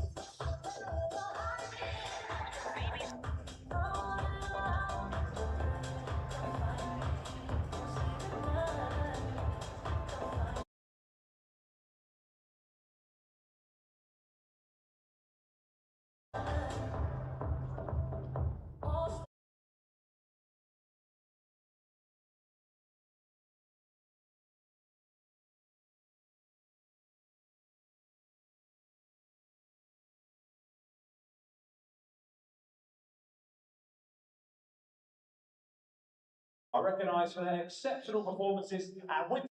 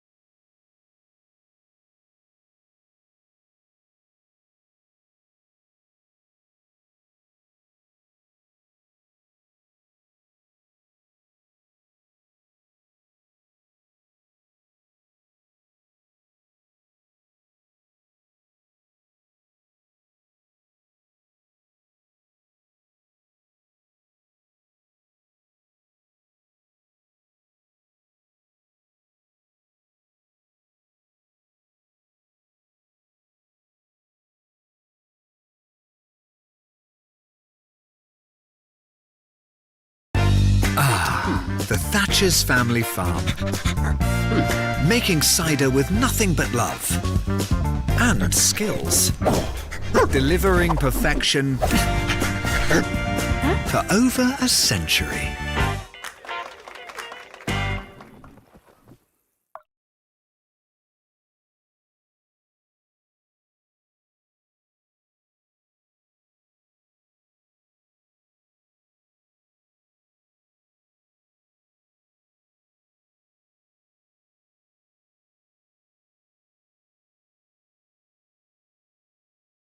"25 years of flight.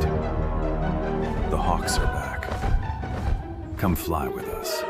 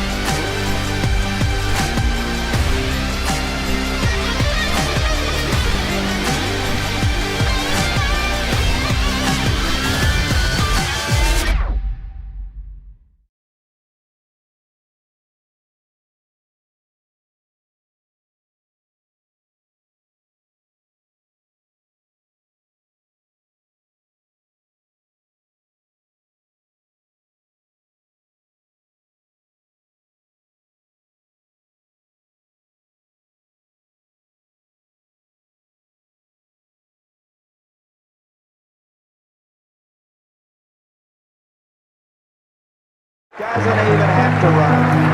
He's been waiting for the square cut. He plays it beautifully. Nice personal milestone for Robin Smith. He's in a memorable game. Hampshire have taken this game with 153 batting first.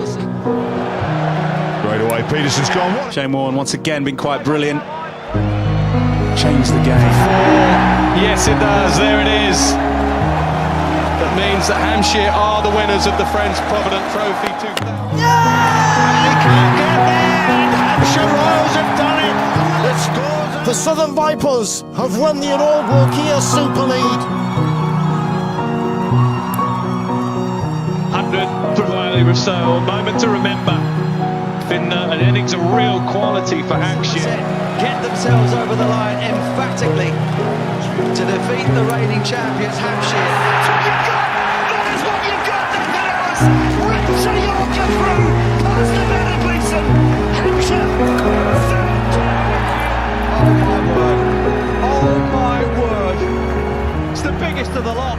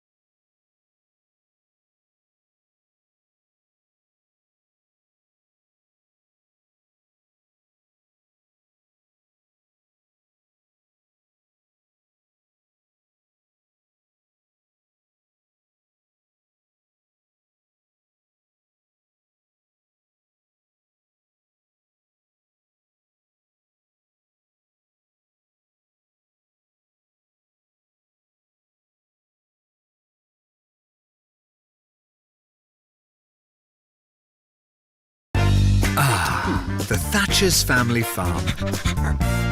Making cider with nothing but love and skill.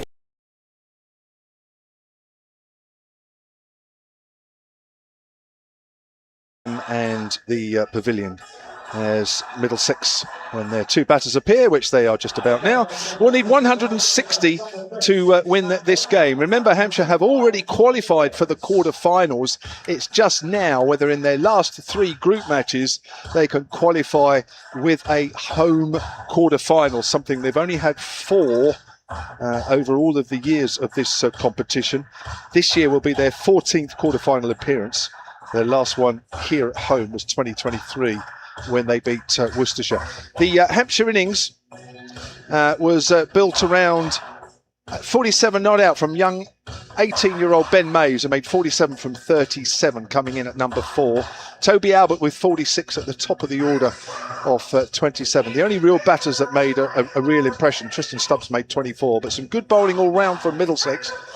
The 20-year-old Navya Sharma bowling well towards the death. 4 overs, 1 for 33, conceded 8 runs off that last over. A wicket for Zafar Gohar, the left-arm spinner, and a wicket for the leg spinner Luke Holman. I'm Kevin James. Next to me is Kevin Ham from BBC London. And we are just about to get underway, Kevin. You must be fairly happy with this? I think it's going to be a real test. It's not to say that Middlesex can't or won't do it. I do think that, in a chase on a tough surface, you get the feeling it's one batter who really needs to find a flow that nobody else did or has. We obviously saw that at the top from Hampshire, then at the end as well. The youngster did really well. As I say, it might be that run out, might be the one at the very top of the innings that Hampshire looked back at, because Albert was going at a lick the way nobody else did, I don't think. So that run out could be costly. Can somebody play that Albert role for Middlesex? Here's Wood. He's left arm over. He bowls the first ball of the innings to De Carey. Drops a quick single, just fine of cover fielder. It's the ground of honour. De Carey's his finest hours, of course, in the championship, when it was a win for Hampshire in the end, but De Carey's picked up 9 for in the match. Dawson picked up about 12 or 13 for in the match. Big turning wicket, wasn't it? COVID days, wasn't it? It was a breakthrough year for De Carey's. He also picked up a whole load at Chelmsford, where the pitch had similarly been prepared for Harmer that year as well. He got on a Lions tour at the end of that as a result. But primarily he is a batter, though, De Carey's, and he's starting to come into his own again in the Blast, and I'm sure he will once more in the Championship. Started as the opener this season, but lost his place in the Championship side. Wood's in to bowl to Boyle now. Solid forward defence back up the track. You think Hampshire will have said about their bowling on this surface? Watch Middlesex bowl and watch what Middlesex did well. What do you think will be the key? What do you think will be the mantra for this one? Well, they're relying more on seam, which I think is interesting. I think it is a wicket where you've just literally got to bowl line and length, mix it up a little bit. I'm not sure. Scott Curry is one bowler that does mix it up with his seamers. I don't think you've got to fear being hit off your length as a seamer on this, do you? As this ball's wide outside the off stump, and it allows Boyle to throw the kitchen sink at it. There's a slide from the deep backward point sweeping up, which will prevent the boundary and hold them to 2. Boyle off the mark. Yeah, Ben Mays. Yeah, Toby Albert probably for one of the only few times looked like he was going to sort of get going, didn't he? Break out. 5 4s and 3 6s, but Hampshire struggled to find the boundary. In terms of actual 4s hit, 5 from Albert, there was only 4 others. That tells a tale, doesn't it? Although there were 7 6s. Wood is in bowls, and this is mistimed on the drive back to the bowler, and almost right on cue. That the timing just isn't there, particularly for stroking the ball around for boundaries. It is a case of pick-up shots or nudge and nurdle. Yeah. But, as I say, if one batter gets in for Middlesex, then that could be match winning. It's, as I say, my hunch is that's what's got to happen. It's going to be clearly a partnership at some point, but one batter really taking the game to Hampshire. As here's Boyle looking to drive. He can't get it through again. He was searching for that one. He was through the shot and had to check it in the end, didn't he? He was almost flat batting it on the drive in the end to mid-off. His 4th game for Middlesex in this year's competition. 38 runs before today. Striking at 140 per 100. Does actually strike career-wise 150. That's the key, isn't it? That's the key. We talked about strike rates earlier for Middlesex, didn't we? That it's been a problem in recent years. It's the highest career-wise of all the Middlesex players playing today. One slip in place as Wood is over the wicket. He bowls, and this is stroked to mid-on. Another dot ball. So 4 dot balls in the opening over. A single and a 2 as well. And the shades of that shortened T20 chase last year. 3 without loss after 1, Middlesex. I've got a couple of messages which I must mention. Got one from Woodsy here, who's plumber to the stars. Does all the plumbing of anybody who's anybody around here in the. So yours and Adam Blackwood's. He's actually. I've got to remind him. Actually, he's got a job to do for me at home, which I know he'll do. But it's been a little while, Woodsy. But he says he's sat at home with his girls watching the live stream. Will Liam Dawson be available for any further T20 games? I'm not quite sure, if I'm honest. I mean, the last T20 game in the series is this Saturday. Hampshire have another game on Friday at Chelmsford, so he won't be available for that. Their last game in the group is at Hove, but he's also in the England one-day squad. I'm not sure how quickly that follows the T20 series. We'll have to wait and see. Right, here's Eddie Jack then, playing his first game of the season. Immediately driven down the ground by De Carey's, and that's going to be 4 runs. Yeah, fair play to him there. It's a good shot, wasn't it? He's worked hard for that shot as well. It wasn't just a flowing punch back down the ground. It was a good shot. Watch his bat flow on this one. He's really had to push hard at that and work it down the ground. Also got a message from Jo on the ground. She received the ladies' signed shirt. There was 2 shirts being given out today. I'm not sure if the men's one's been given out yet, but the ladies' signed shirt has been won by her, which she's obviously so delighted she's messaged me about. Here comes Eddie Jack, and bowl's pulled. It's up in the air. It'll be safe. Running back towards the third man boundary. It won't be cut off. That was Hilton Cartwright trying to make up ground, but that's a huge top edge, and it went high over the close-in fielders. Yeah, a little stroke of luck, and you need that in any given T20 game, but particularly if it's a more bowler-friendly surface, as this one perhaps is. Well, Eddie Jack, in his 6 matches to date, has been a bit expensive. His economy rate's over 10.5 and over, and you can probably see why in the first 2 deliveries, as that's pulled away. In the air, could be caught mid-wicket. Oh, it is. He got it high on the bat there, did Carey's, who was done for pace. It was a short ball again, and James Fuller running in from mid-wicket takes the loopy catch. De Carey's goes for 9, it's 11 for 1. Well, that's almost the match in 3 deliveries, isn't it? That drive down the ground, which you say, that's a cracking shot from De Carey's. He's really had to work for that straight drive, which you don't often say, really. Yeah, it's a sweetly struck shot, but he's really pushed at it hard to get it down the ground. Then he gets the top edge next ball, gets away with it. You think, is that little bit of stroke of luck, as we said, that you need on a pitch that perhaps sways towards a bowler. And then he cloths one. Next ball, straight to mid-wicket. And, well, yeah, as I say, I think that gives you a fair example. Middlesex will feel, okay, he's taken a little chunk out of it, hasn't he? He's 8-9 to his name before departing to Carey's, and they'll have thought in this power play, look, if somebody can come off in this power play and takes a chunk out of this, it's a game changer. Yeah. So it's worth the gamble, isn't it, to go at it, even though they'll have seen in the Hampshire innings, it's not that easy to go at it. Max Holden is the new batter. I think that's the definition of playing for the team there as well, to Carey's, isn't it? Well, go at it with a new ball, and it's coming on. Here's Eddie Jack.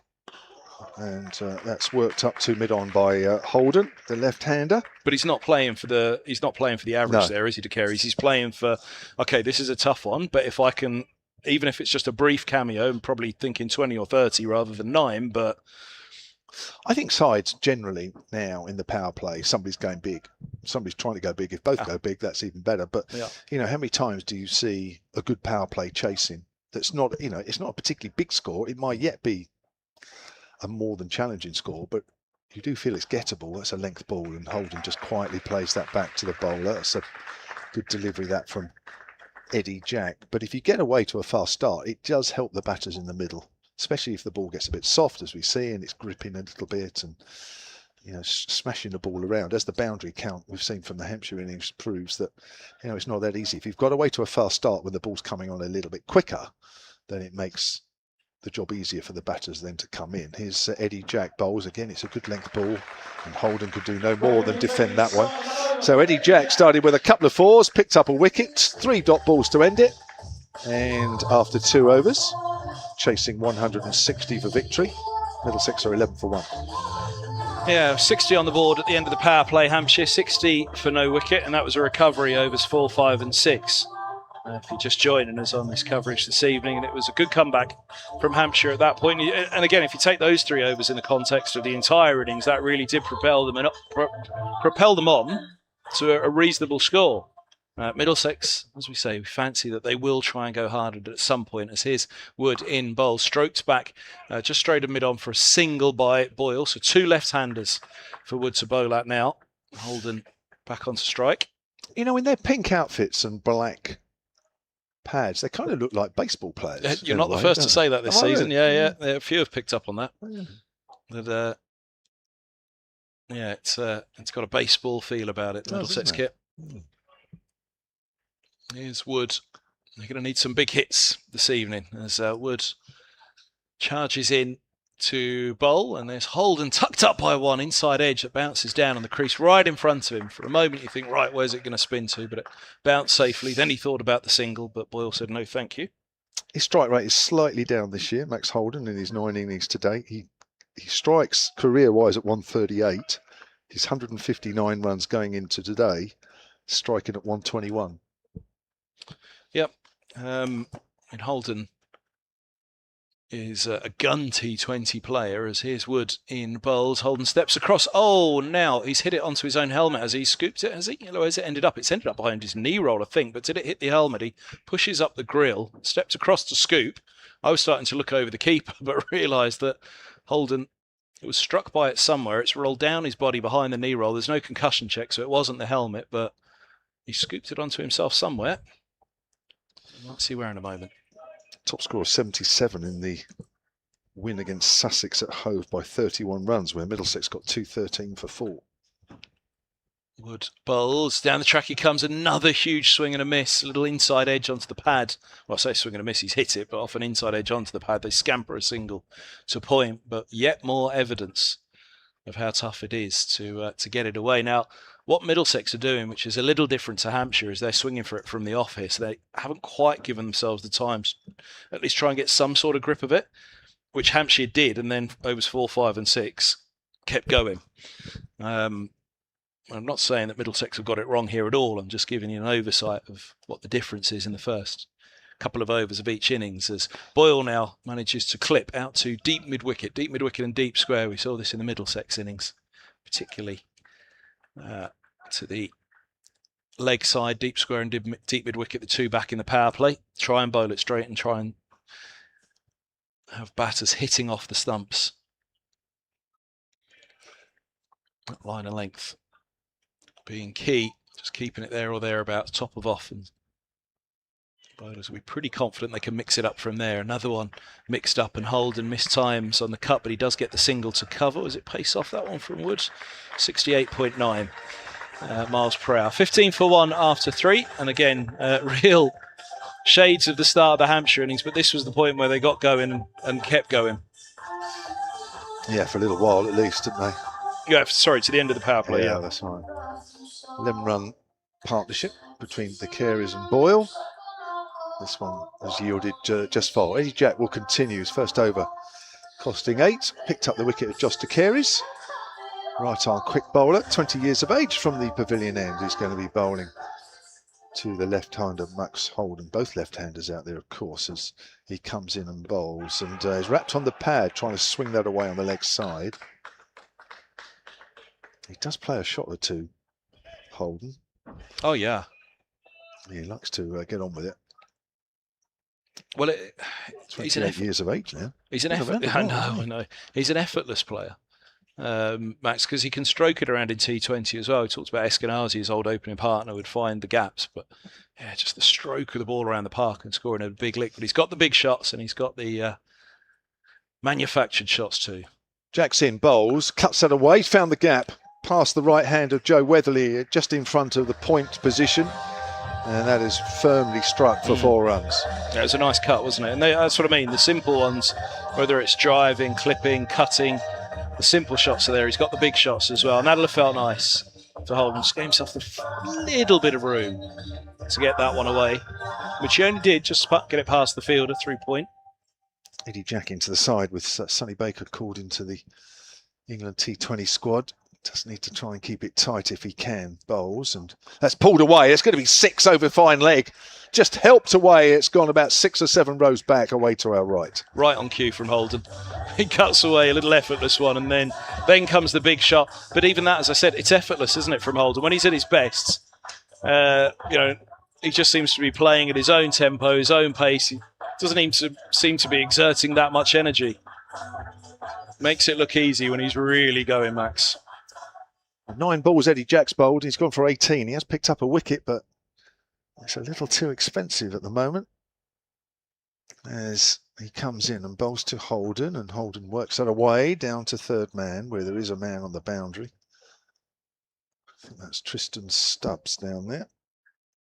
Away to our left. The sun beginning to set in the west, away to our right here, across the New Forest and Bournemouth and beyond.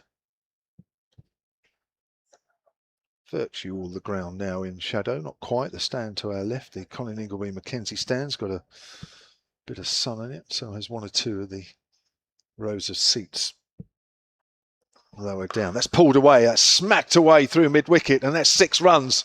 My word, he was on that quickly. Was Matt Boyle. Just seems to be getting the feel of it now, don't they, these two? It was the 4th over for Hampshire where it started to get going, and now for Middlesex, they're just starting to get going in the 4th. Well, I said earlier that he is a little bit expensive when he plays T20 cricket. Going for over 10.5 and over. He's beating that at the moment. 25 runs. He's still got another ball left of his second. Middlesex are 32 for 1 here. As Jack's in, bowls to Boyle. Ball drives hard past Eddie Jackett's 4 more. Powerful. He's tall, isn't he, Boyle? Stand and deliver that, wasn't it? He moves on to 14 from 9, and Middlesex good over that one.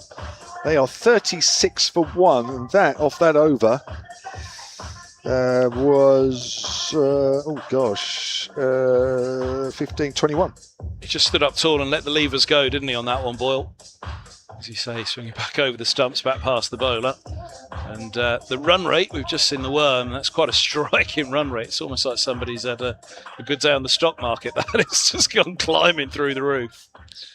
A bull run from Middlesex. Here's Wood charging in. He bowls, and this is worked through square leg for a single. They'll think about 2, but 1 will do. And it's 37 for 1 in the 5th. Well, we're seeing Chris Wood these days bowl the fair majority of his overs up top now. He was very much used over the years as a death bowler. His general attack now has changed somewhat, where he gets through a lot of his overs, if not all, early on. This is his 3rd. Wood bowls. Boyle inside edge onto the pads, hands on head from Wood. He thought he was through there, through the gate, but the inside tickle saves Boyle. 15 from 10. 38 for 1 now in the 5th. Well, this is already looking dangerous, this partnership. It's early days, but showing a willingness, aren't they, these two? Yep.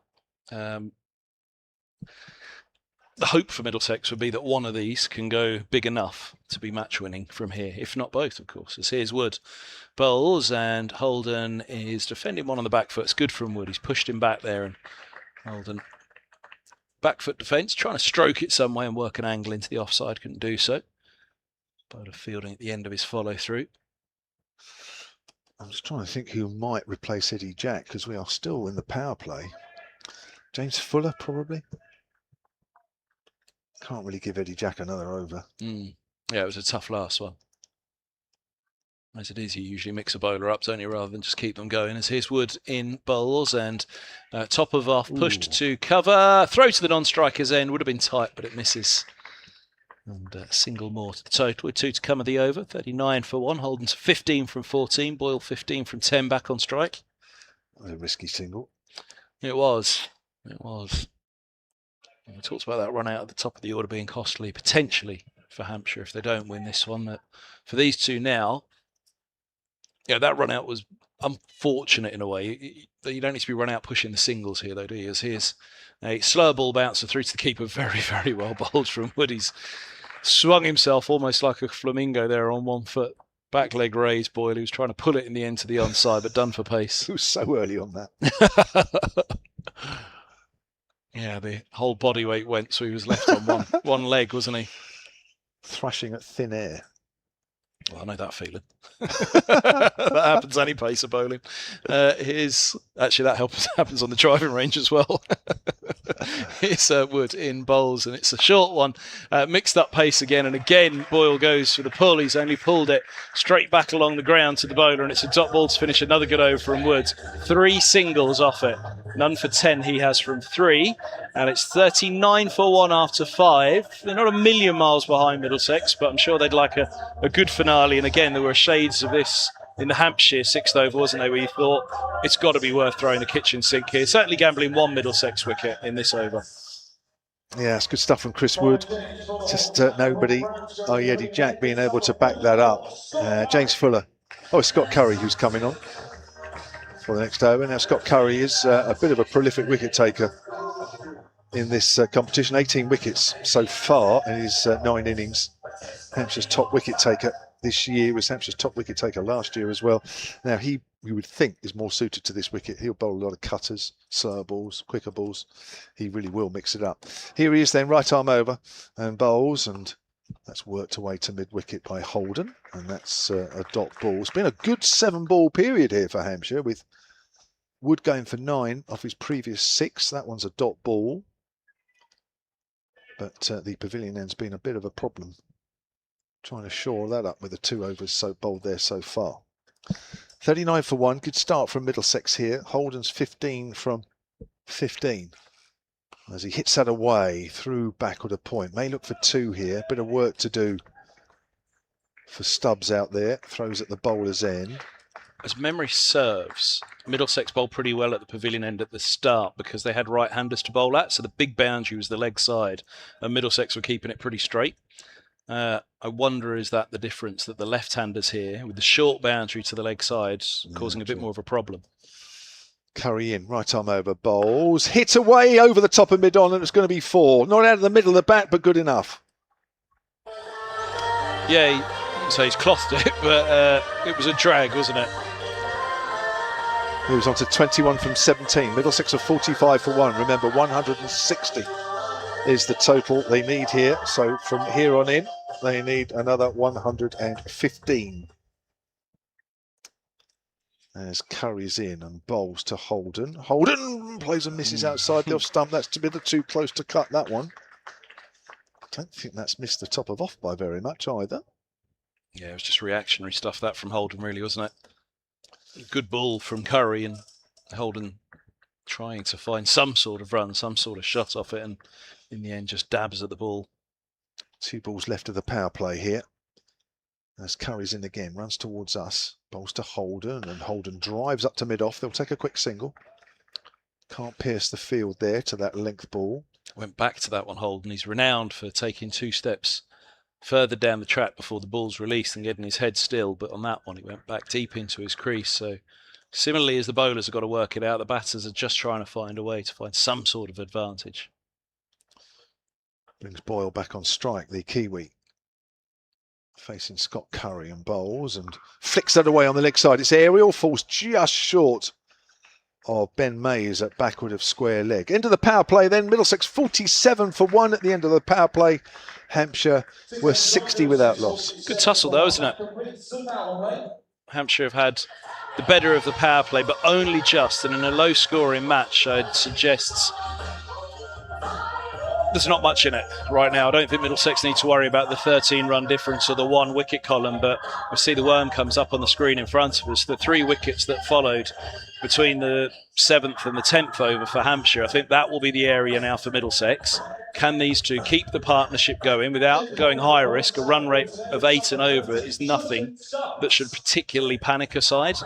There's a man with a colourful shirt. He's got an earpiece in as well. You'll know we've said that. Sorry. And he's got He's got Saints on one side. Is that Southampton? There was too much going on. I had to shield my eyes. Now, Tristan Stubbs with his first bowl for Hampshire this season. He is right arm around the wicket with his off break, and this ball's dabbed into the onside. They've gone to a bit of experience then, certainly in terms of career and knowledge, if not perhaps in terms of the amount of balls that he bowls. But again, that's telling, isn't it, that Middlesex's spinners, Zafar Gohar, but in particular Luke Holman, really held up Hampshire, and now they're looking to Stubbs to do the same for them. As around the wicket, he bowls to Holman. He cuts a single off stump to cover, which got the deep inhalation, the swift inhalation there from Kevin James. Just trying to work out how many overs he's ever bowled in T20s. It's only 38 overs he's ever bowled in 188 T20 matches. Yeah.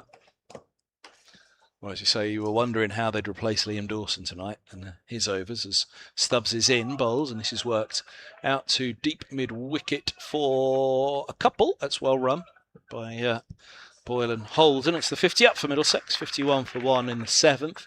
Are they just buying an over here? Little bit of a gamble, little bit of a go on, let's see what goes. Maybe even can buy 2. Well, Andrew Neil, the left-arm spinner, who's playing as the sole spinner, really. He's got a big job to do. This ball's driven down to long on for a single by Boyle. Well, maybe it could be more than 2 then. It'd be interesting to see. They've got him in early though, which is, first over out of the power play. it's a good time to use him, isn't it? Let's see how it goes. Get in there now and see what you can do. Big boundary on the leg side, isn't it? Well, there as well, yeah. This ball's a little short and he gets away with it as Holden cuts to cover. Yeah, exactly that. Deep backward square, deep mid-wicket, long on, then long off and deep backward point.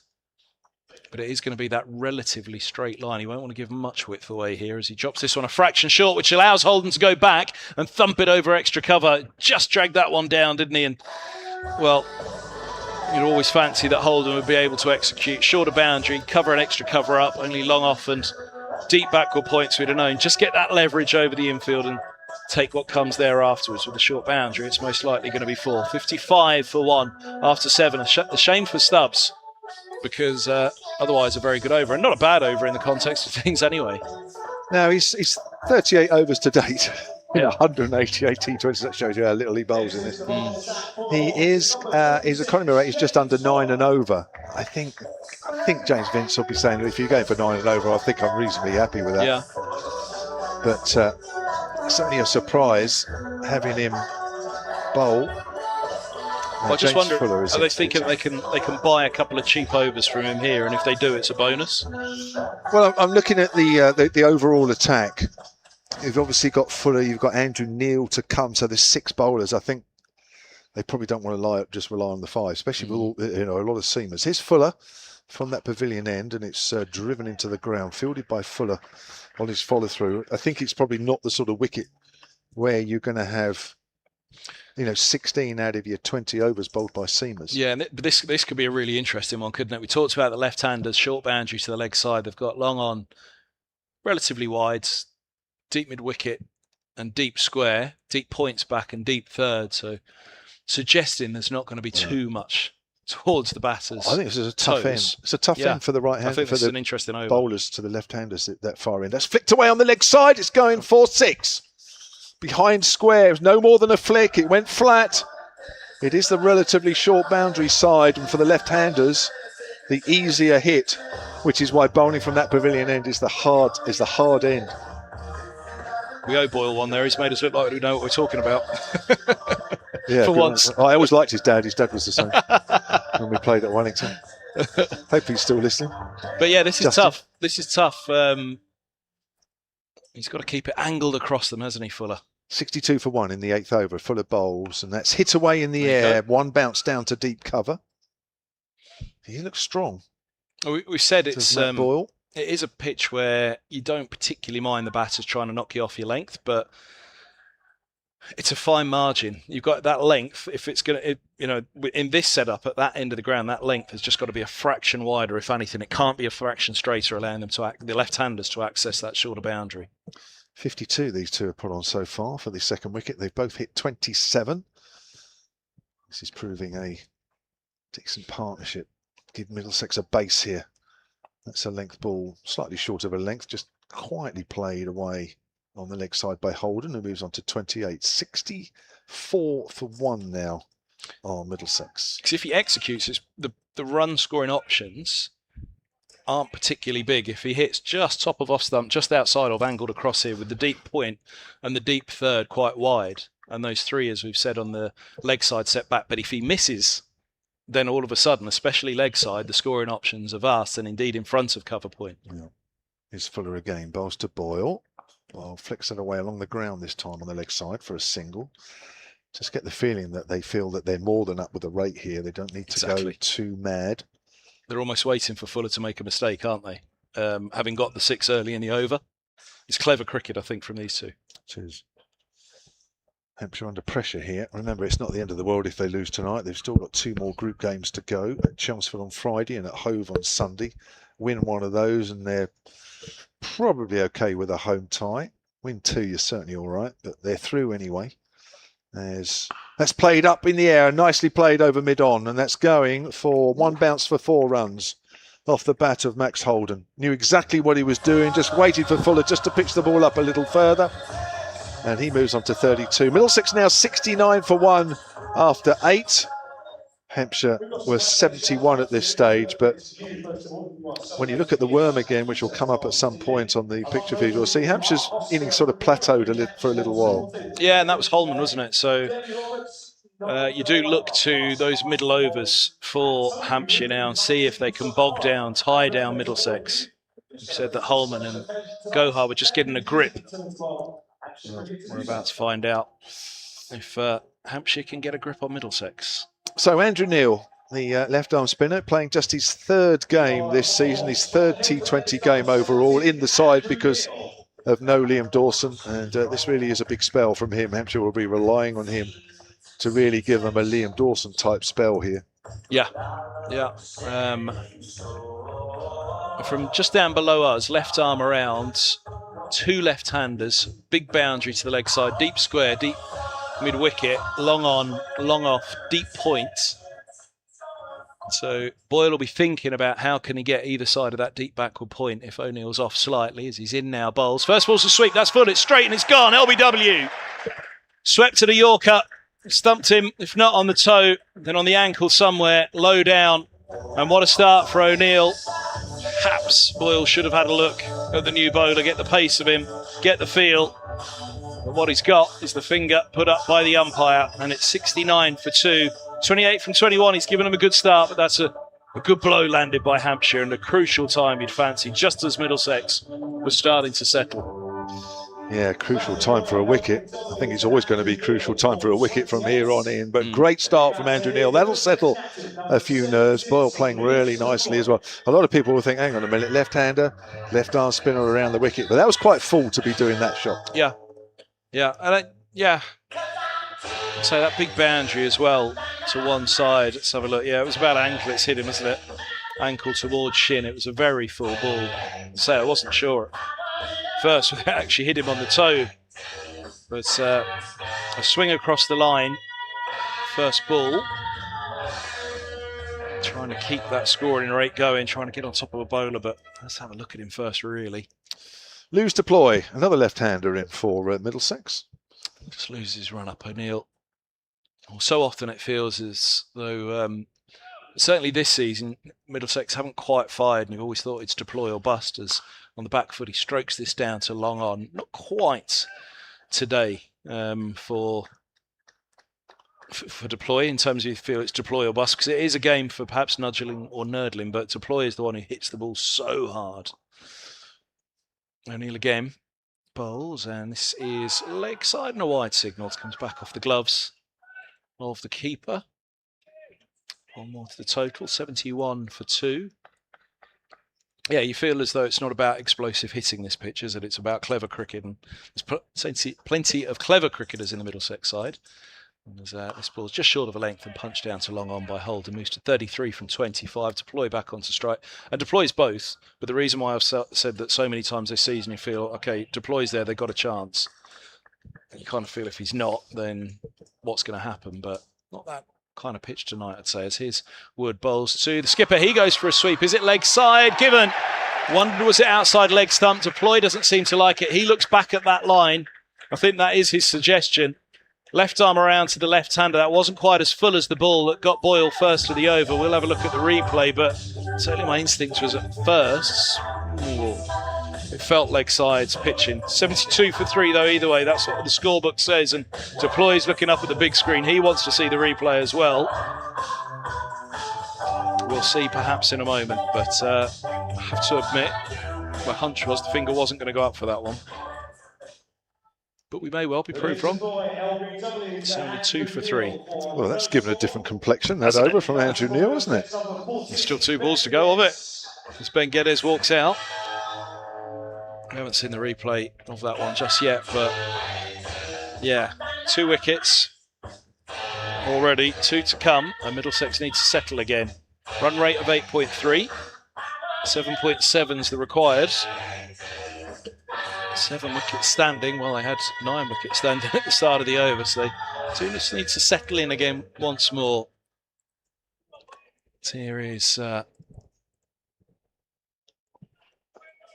Geddes to face his first ball. Around the wicket comes O'Neill, just short of length, and strokes off the back foot through the covers into the gap as well, so they might think about 2 here. Back they come. Throw goes to the non-strikers end. They are home. Just good running. A little straighter than I thought, J-Mo. Just looking over your shoulder now. I'm just watching the Boyles one. I've got a replay. Did Boyle pitch outside? Well, I think it's just about leg stumpish. Yeah, I didn't particularly have it. It was the length of the Boyle one that you thought. That was fuller, wasn't it? Yeah, you got a fair chance Might have on to that wait one. for the deploy one. Here's O'Neill Bowles. Oh, now he's gone straight through. Geddes there, has he? Ooh. Driving at thin air just outside off. There was no real foot movement with it. It's a classic Geddes drive, though, trapping that back down on the ball, but it's beaten him. And what an over for Neil. 2 for 5. 1 over Bowles from him. One very crucial over in this match at the moment. 74 for 3. It's amazing, isn't it, really? The pressure some of these players, both batters and bowlers, are under when they come on to bowl or bat, and Andrew Neil will have felt under huge pressure there. What a first over to settle into the game. Tristan Stubbs is going to get another over. This is a marathon spell for him in T20s. I hope he doesn't do his shoulder up. Mind you, he's not available for Hampshire in the quarterfinals. Unfortunately, he's got to go back to South Africa for a dinner, an awards dinner, would you believe. He's switched ends and he's pulled away on the leg side by Holden for a single. 75 for 3. I'm just waiting to see the... I don't think we're going to get a replay on the picture feed, but I'm going to get a replay shortly on my computer. It'd be interesting to see that lose deploy LBW again.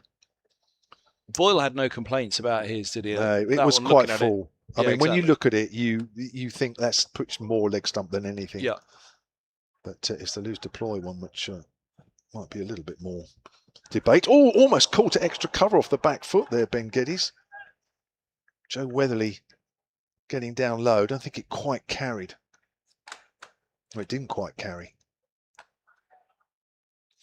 Right, at the end of this over, I'm going to get a look at the deploy LBW. I'll get you to look at it with me if you can. Swung away on the leg side hold, and he tried to smash that away. It's come off the toe of the bat, and it trickles out to wide mid-on. 77 for 3 in the 10th over. Middlesex rocked by those 2 quick wickets in the last over from Andrew Neil.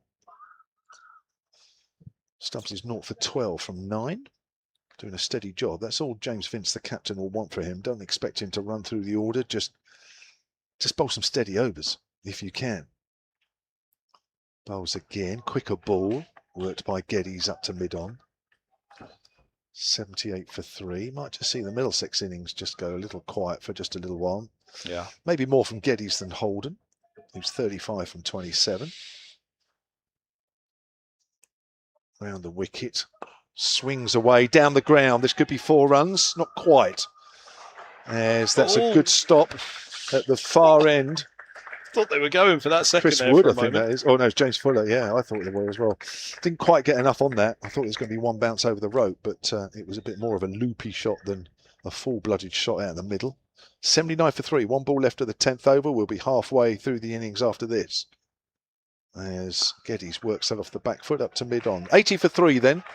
And Stubbs went for 6 off that over with a runner ball. And after 10 overs, Hampshire was 79, so there is not a lot between the sides. Right, let's have a quick look. If we get a chance, have a look at this lose deploy LBW. Well, in real motion, it looks... Let's see if we can get a better... Can't quite see where it pitches there, can we? Yeah, it's not a clanger, is it? But it's not a clanger, no. I think you can argue that's pitch leg stump. You might also argue it may not. Yeah, I mean, this is clipped from Neil to Geddes out to deep mid wicket, and there's no run. As I say, my first instinct was, no, he'll get away with that one, and then Deploy's reaction was clearly, come on, no way. But it wasn't a clanger. No, it does look. To be fair to the umpire, it does look as though he's just about right with that one. Yeah, I say that. All you don't want to see is clangers, and that certainly wasn't one. As this is cut away out to deep cover for a boundary by Geddes, dropping a little short there, Neil, and Geddes is on to 9 from 6. Yeah, no arguments, I don't think. No, I think you're right. No, I think it looked worse initially than it was, and I think Lose Deploy was trying to make it look worse than it was. Yeah. I think he's got every right. I mean, left arm round the wicket to left-hand batter. I think he's got every right to question it, but I think when he sees it on the replay, I don't think he'll have too many. It's not as bad, no. 85 for 3. We're in the 11th now. What have the umpires had a chat about? There was something there that they've needed to discuss. But all is well again, and Around the wicket comes Neil, onto the pads of Holden. He turns a single backward a square. Holden's 41 from 30. It's one of those match situations where for Holden now, if he thinks, well, if I'm still there in the 20th over, there's a good chance Middlesex have won. He's looking dangerous. But in terms of high risk shots, he probably doesn't need to keep pushing too hard here, does he? As his a length ball just a fraction short of, and it allows Geddes to rock back to Neil and punch a single out to deep cover. 88 for 3. I think that Ben Geddes is a good player, you know. I mean, he hasn't got a great record this year, although he's only playing his 6th innings. But I think when he moved from Surrey, I always thought he was worth a county playing regularly. He is potentially a very good player.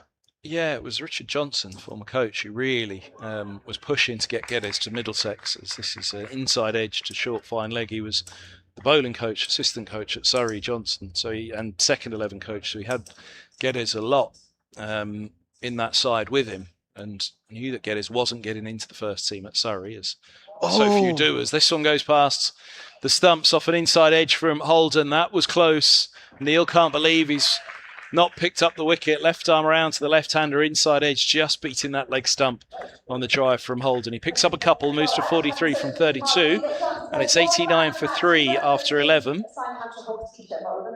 9 runs off it. And that was tight, wasn't it? That one went very, very fine, so it wasn't far from that. Somebody's been presented with something there. I wasn't quite sure what that was. By somebody? Well, that's Fern, who works at BBC South. Ah. BBC South, yeah.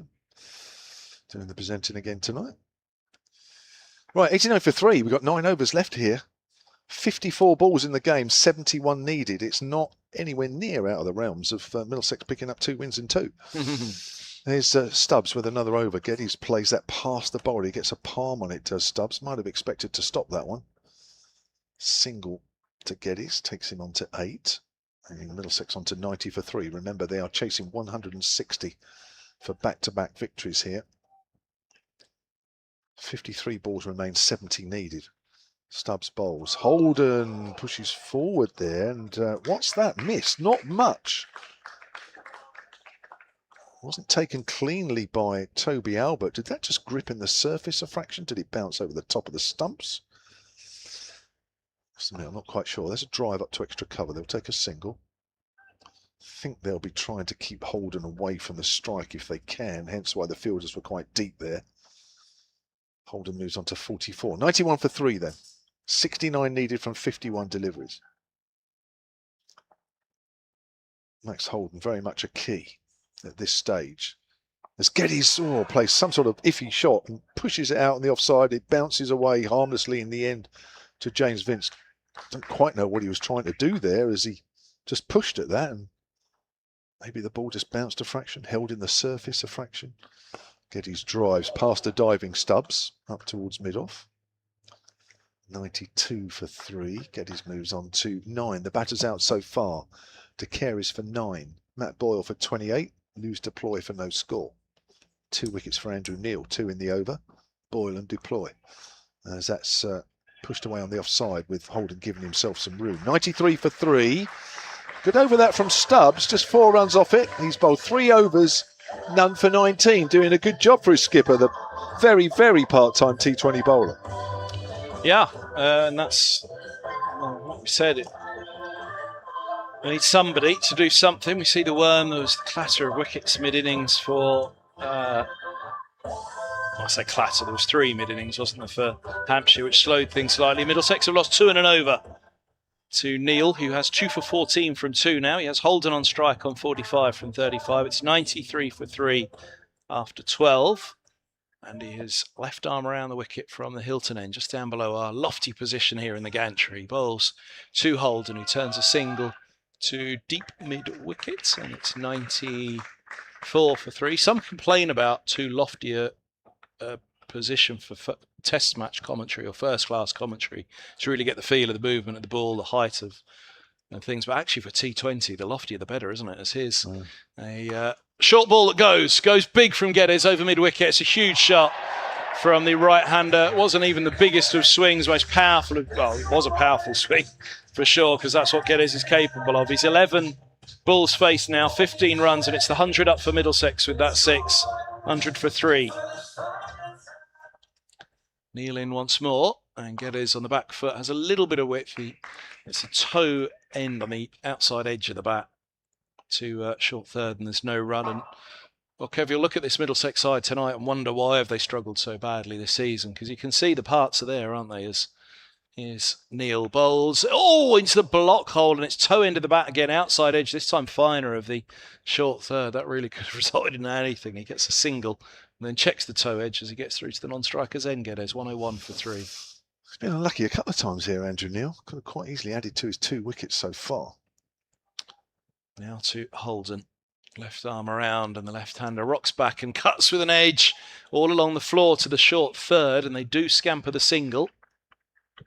Still not getting it away that easily. It's still hard work for the batters, as it should be in any form of cricket, isn't it? But we're so accustomed now, aren't we, to the flowing 4s and the big 6s regularly and almost easily picked off by batters, but made to work a little bit harder for it tonight. It's making for a tense and gripping game as Neil comes around the wicket to the right-handed Geddes, a drive down the ground so long on, dug out, another full delivery, block hole length nearly. As that is a single to end the over. Cap collected, it's 103 for 3, and Neil has 2 for 24 off his 3 now, having been hit for that 6 in that over. Holden's 47, Geddes is 17. Midweek conference, midwicket conference going on. Midweek conference, Yeah, that's what we need. Well, it is midweek. And, well, yeah, but we don't have the midweek conference. We need it. We're all at sea here, aren't we? It's not a Friday night. It's not crash bang wallop. Wednesday night T20. I did mention earlier that if Hampshire won tonight and Surrey lost, then Hampshire would be guaranteed a home quarter-final. But Surrey have beaten Sussex comfortably tonight by 8 wickets, chasing 176. They did it for the loss of 2 wickets in the 18th over, so a comfortable win for Surrey. So even if Hampshire do win tonight, they won't be guaranteed a quarter-final tie just yet. But for me, it's Middlesex's game to lose from here. As Stubbs will complete his 4-over spell. Geddes drives, doesn't time it, ball trickles away into the gap on the offside. 104 for 4, which means with 41 balls remaining, Middlesex with 7 wickets in hand need 56. Confidence, going back to that word, that's the thing. You put 2 on the board now and Middlesex's run, the confidence won't be there. Stubbs bowls, Holden gives himself some room, hits it to extra cover, late acceptance by Geddes, but Vince had a little bit too much to do at extra cover to put any of the batters under pressure. 105 for 3. Holden moves on to 48. Geddes, who's another one of these strong batters, has a powerful shot on him. Faces Stubbs always way down the leg side. Great take, Toby Albert diving quickly to his left. It was a quicker ball from Stubbs, ill-directed. That was a huge wide. Brilliant stop from Albert. 106 for 3. 54 from 40. That's way outside off stump, and that's a wide. Well, he's been quite tidy, Stubbs, up until these last couple of deliveries, but maybe he's getting tired. He needs a hydration break. I don't think he's bowled a 4-over spell ever in T20. If I'm wrong, somebody please tell me. Oh, Geddes plays and misses there. That hasn't gone past the stumps by very much. Do you think they boo a hydration break in Southampton? The women had one at 10 overs. Oh. Was it booed? No, nobody boos down here. Geddes pulls that away powerfully up towards deep mid-on. Couple of bounces up to the fielder up there, who's James Fuller. 108 for 3. 38 balls remain in the game and 52 needed by Hampshire, by Middlesex's. Holden faces, drives out to extra cover, hit a little too firmly to Vince to take a single. And Stumps is about to finish his spell here. And I think it's about as tidy as you could have expected from a very part-time bowler. And they're going to take a quick single to Vince. Vince will throw at the stumps and misses. Only had 1 stump to aim at. Could have been a close call, that one. End of the over. Holden moves on to 49, and 109 for 3 are Middlesex. Yeah, let's say noses in front for Middlesex, and I hate to say it, but you do have to think that 2 wickets on the board, though, and because it's Middlesex and because confidence is clearly part of the problem, confidence in seeing a game home, turning a game around, confidence in T20 cricket in general, that's what Hampshire would cling to here, because if you did look at this card from afar, you'd say 51 from 36, 109 for 3, Feller on 49, Geddes in. Should be Middlesex's game, and it should be, but Hampshire will, I'm sure there'll be a twist in this still. Put 1 or 2 wickets on the board and things could tighten up very, very quickly here. And that 51 from 36, as I said, on this pitch, it's no easy going. Here's Curry, change of ends. He's from the Hilton end now as he bowls to Holden, pushing down to deep third for a single, 110 for 3. What did we say about, I was 50 up for Holden, my apologies. 50 off 41 balls. 5 4s, there weren't so many of those in the Hampshire innings. That's what Holden's done well in this. 1-6, strike rate of 122. And as I say, a steer for a single to bring up his 50. Calm, methodical. His approach has been good tonight in general, Holden, as Curry moves in, bowls, and Geddes goes big. Very big as well on that one. It's over mid-wicket, only just, but it is a shorter boundary to the onside, and that is what Geddes was banking on there. He wasn't going for the most, again, bullying shot that we see from Geddes over the years. It was just the swing. It was just, come on, it's a short boundary, clear that infield, get a good leverage on it, and there's a good chance you'll clear mid-wicket, which he did, only just, but a decent swing nonetheless. He's 25 from 18, 44 to win from 34. Curry bowls to him again. He steps across, he stumps on the pads, big appeal goes up. He was squared up by it almost as he stepped across. He was just looking to whip powerfully, I think, through mid-wicket.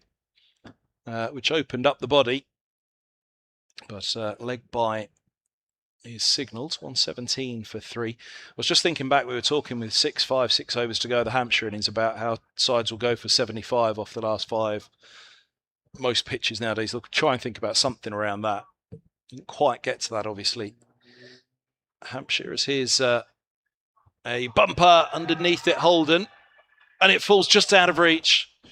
Short fine leg backtracking, it's going to kick on and go for 4 as well, but it hung up there for a while and short fine leg was in the game for sure. Holden has got a couple of top edges in this innings now. He's on to 54 from 42. Yeah, it's one of those on another night. Andrew Neil just about reaches it there. It's always a couple of feet away from him. Good effort anyway. But sometimes they go to the fielders and sometimes they don't. Here's Curry in again. He bowls to Holden. Holden opens the face down to deep backward point. He gets a single, so it's 38 more to win. That target. Oh, it's a partnership of 50 as well. Holden 22 of them. Geddes 25. 18 balls for Holden's 22 in the partnership. 19 for Geddes' 25.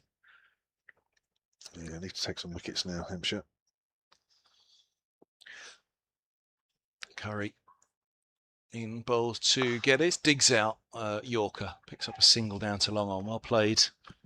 26 Geddes, 22 Holden, 1, 2, 3 for 3 Middlesex after 15.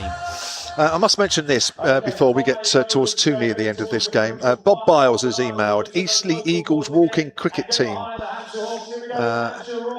Hampshire Cricket at bbc.co.uk. He says, I'm one of a group of older men and women in the Hampshire area that play walking cricket. Most of us range between the ages of 60 to 85 and varying experience and skill levels, but all with an absolute passion for the game of cricket. A few of us have gathered together a squad of 11 players to take part in the National Walking Cricket Festival to be held at Worcester's New Road Cricket Ground on Friday the 17th of July. And they've got shirt sponsor as well. The Eastleigh Eagles walking team, they'll be the only team from Hampshire at the tournament. And good luck for that. Here's James Fuller to bowl over number 16, 123 for 3. He's bowling to Ben Geddes. He's bowling from the pavilion end. It's full, it's driven, it's not timed. He doesn't know where that's going, Ben Geddes. It's trickling away towards short square leg, no run. So 29 balls remain in this game and Middlesex need 37. They've got 2 players out there going well, just manoeuvring the ball, not taking any silly risks, and Hampshire really do need to find something now pretty quick to turn this situation around. Remember, it's not the end of the world if they lose here tonight. They have their quarter-final place guaranteed. They just want a home quarter-final. They've only played 4 here since 2003 out of the 14 that they'll play come next week. That's pulled away beautifully by Ben Geddes and almost stopped on the line by Hilton Cartwright. Did a lot of the work, but the ball just had enough power in it to just touch the rope. And Geddes moves on to 30 and Middlesex on to 127 for 3 in the 16th over. So 28 balls remain in this game now, and Middlesex from here need 33.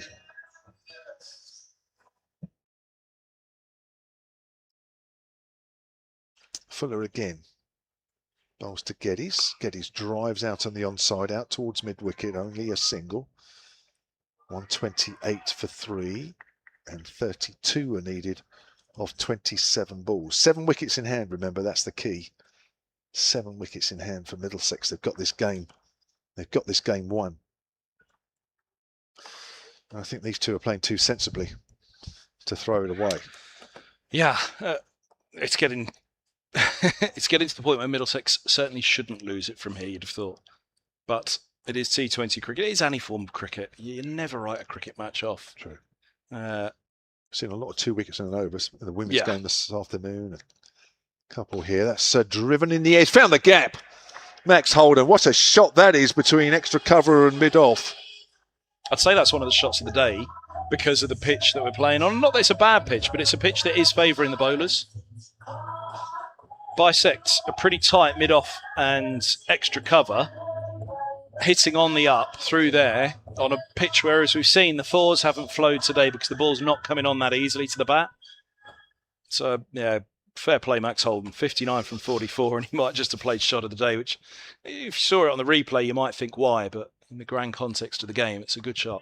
Length ball just eased to short third man. Holden moves on to 60, 133 for 3. It was last year, remember, in that 6-over game we were talking about. He couldn't get it off the square to begin, could he? He couldn't, because Wood bowled that maiden over in the next 5 overs. They got to, well, they needed 76, got to 75, but it was Max Holden that did all the hitting.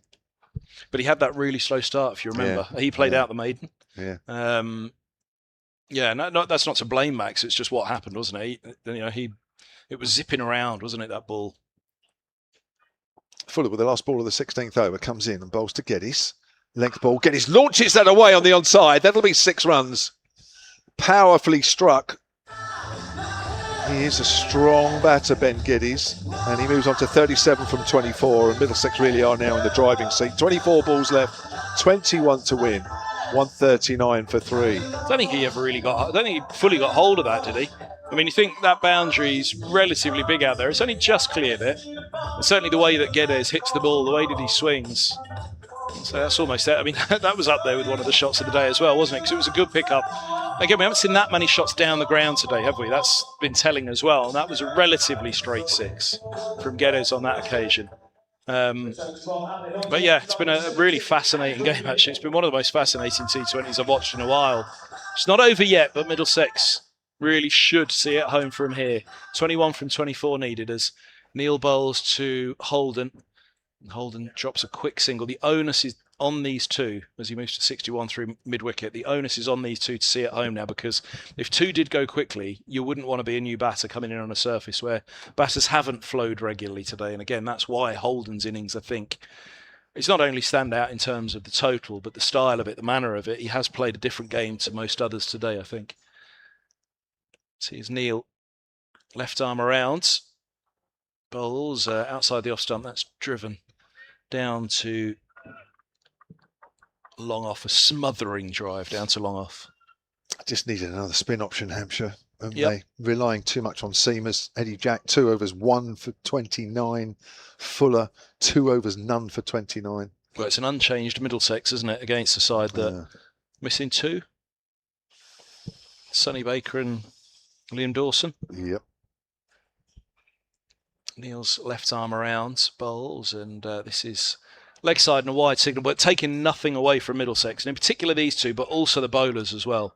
I think Middlesex have played a really good game of T20 cricket, and let's be honest, Joe, it's not often I get to say that. Right. I think they played a really good game of cricket against a very strong Hampshire side tonight, as Holden cuts out to deep point for a single, and it will frustrate that dressing room so much because they've gone to Chelmsford and done this, and now they've gone to Hampshire and done this, and they will know they've let themselves down this year in the Blast, because they did look as though they were making good progress this last season, and then have stuttered their way into this one as Neil is in, bowls, and Geddes pushes a single out to deep cover, and it's 144 for 3. I mean, looking at some of the scores you guys have mustered this year, I mean, pretty poor really, aren't they, some of them? Yeah. But, back end of the tournament, all of a sudden he's showing some form. Neil is in, bowls, and this is pushed back. But that's why I think that makes this, on a really tight game, an even better performance, because they're up against a side full of confidence at home, know the surface, and know their own game very well. Middlesex are obviously doubting their own game. As this is top-edged. It's a short, fine leg, and maybe it's not done yet. Holden's gone, just trying to tickle one around the corner, and he's ended up chipping it off a top edge, which, if you were to say it was catching practice around the corner, and he was just trying to do it.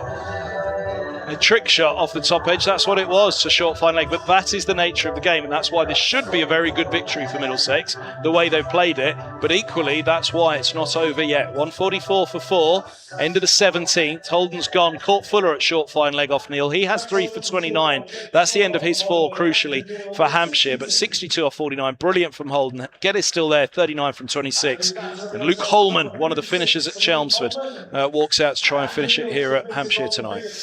72-run partnership ended there between Holden and Ben Geddes. 72-run partnership off 8 overs, which has basically killed the game, really. I mean, this game's all over, really. I mean, I know that's a wicket, and there might yet be another wicket before the end, but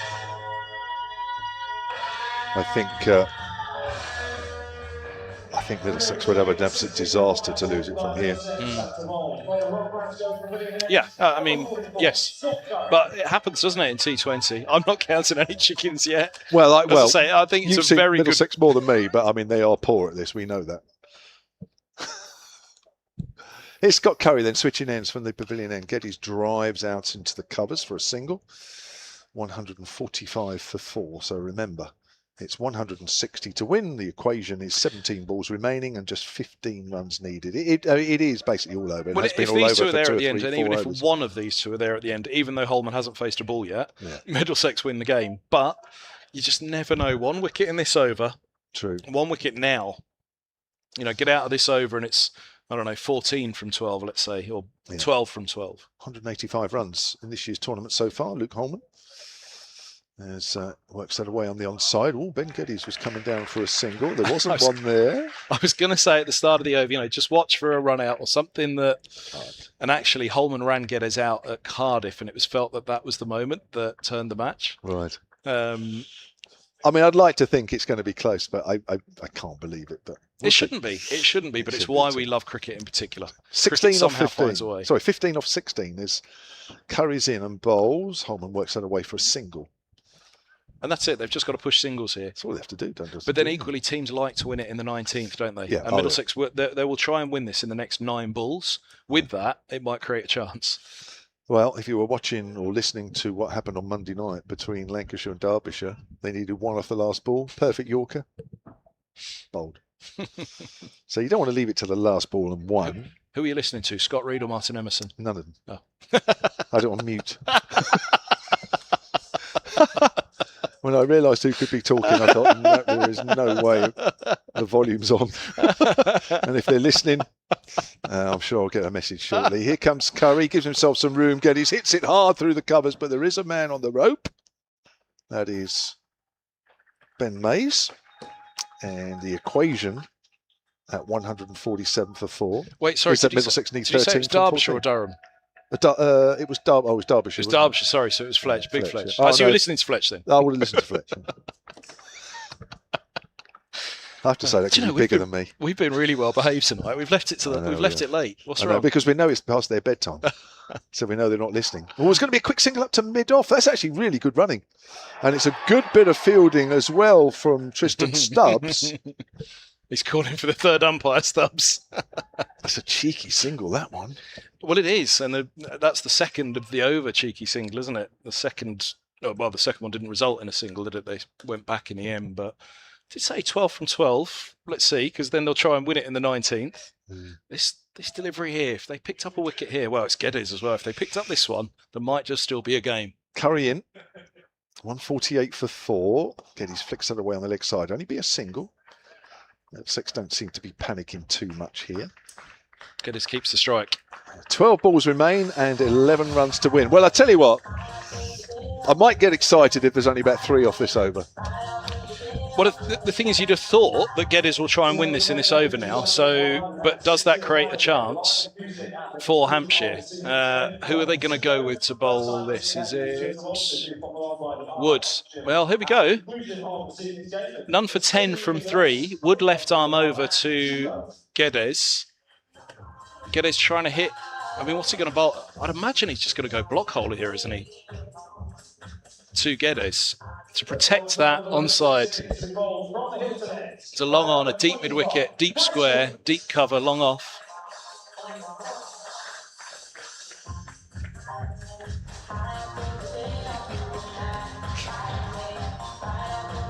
What do you reckon, J-Mo?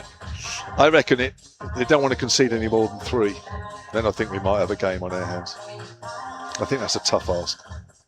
Wood, though, if there was a bowler to bowl this over for you, it's Wood, isn't it? He's left arm over the wicket to Geddes.